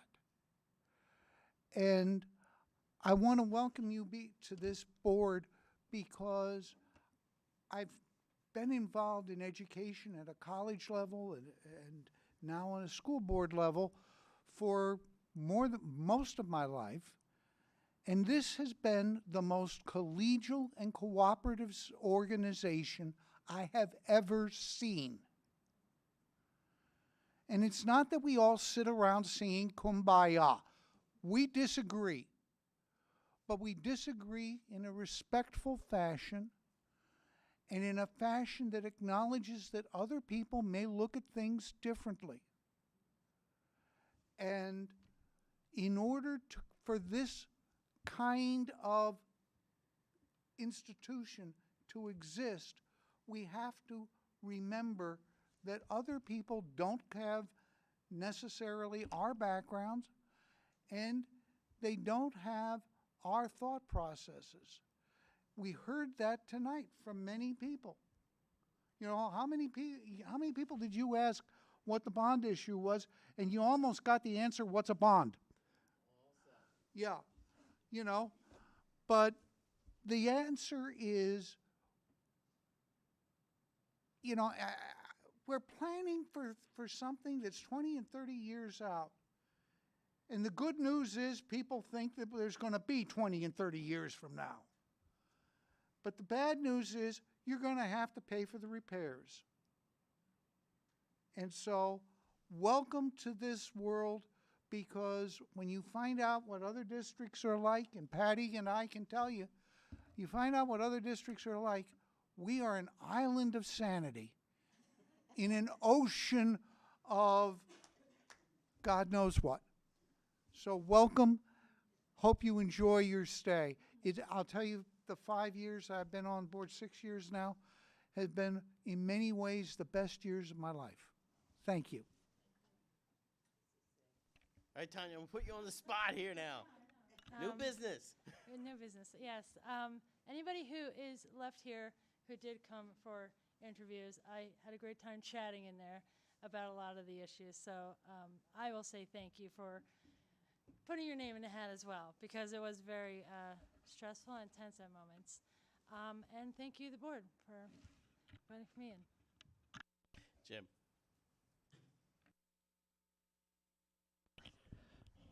Yes, I just wanted to bring to attention that this coming Saturday there is a fund drive for the after prom for this year's seniors.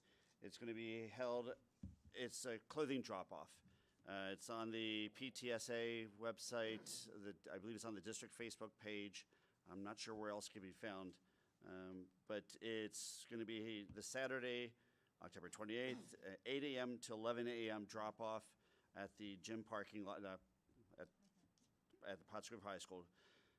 Clothing, there's a list of items, which unfortunately right now my phone is not letting me enlarge. There we go.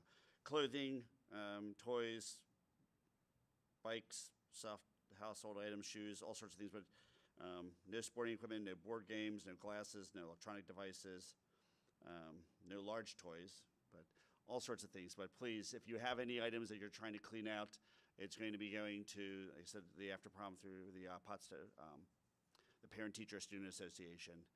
So please come out, empty out your basements and bring them on in. It's all based on weight, so line those pockets with lead. So thank you. Bill? I just want to echo the congratulations. 2 years ago, I sat in that seat. But you didn't have a backdrop. I didn't have a backdrop, no. This year, now I see what the board goes through for that process. So it's not actually a whole lot easier for the board. It's just, but it was worth it. Ashley? I want to thank you, not thank you, welcome you. Yes, yeah. And also everybody else who applied.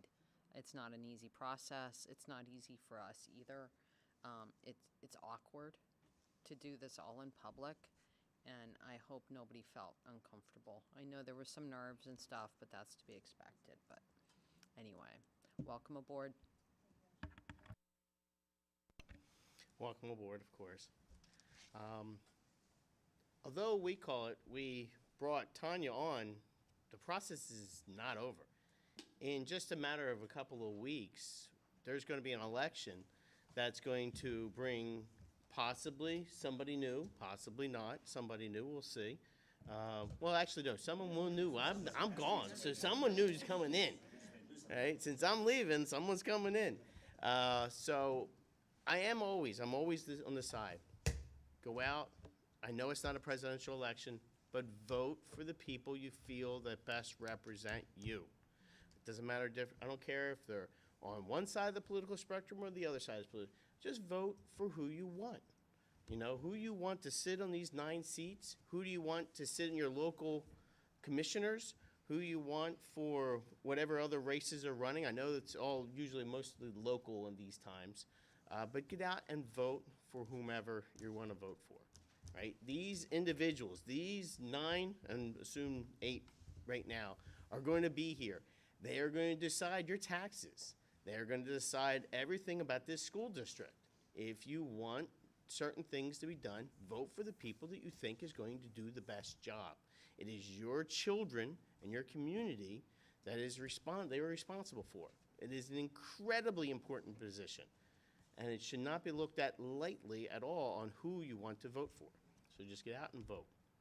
Thank you, everybody. Phillies are down 1-0, unfortunately, so hopefully we will come back. Do I have any public comment? In-house. Any public comment? Outside.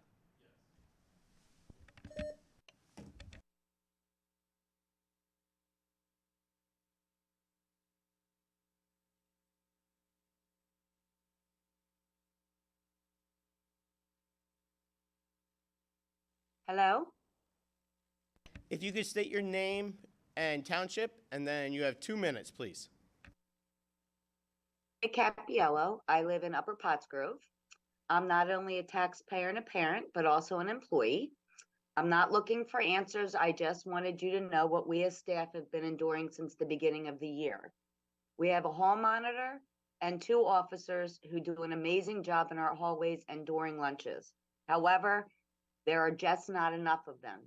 For the past 2 weeks, I have noticed of those days, 8 of the 10 days, there has been some issue or problems in the hallways and our bathrooms. Arguing, fighting, smoke coming out of bathrooms, fights in bathrooms, and whatever else is going on. The staff and myself, we try moving them along. We try to separate them. The hallway monitors and the police officers are in lunches for 3 periods, so we have no other help in the hallways. We have a new discipline policy that we're implementing. It just does not seem to be doing anything. We need to have at least a female officer to be able to go in the bathrooms to stop the harassment, the bullying, the screaming, the fighting. These male officers have a hard time with the girls fighting in the hallways. It literally has become, I've been working for the district. This is my 6th year. My daughter graduated 2 years ago. and I had others graduate in '08 and '09. My daughter cannot believe the stories that I come home with and how the students, the disrespect, the behaviors has gotten extremely out of control, and it's now putting teachers in harm's way. I worked at an elementary school and I was put on medical leave by a 5-year-old. Just imagine what will happen to a high schooler attacking a teacher or a teacher trying to intervene to stop these people from fighting.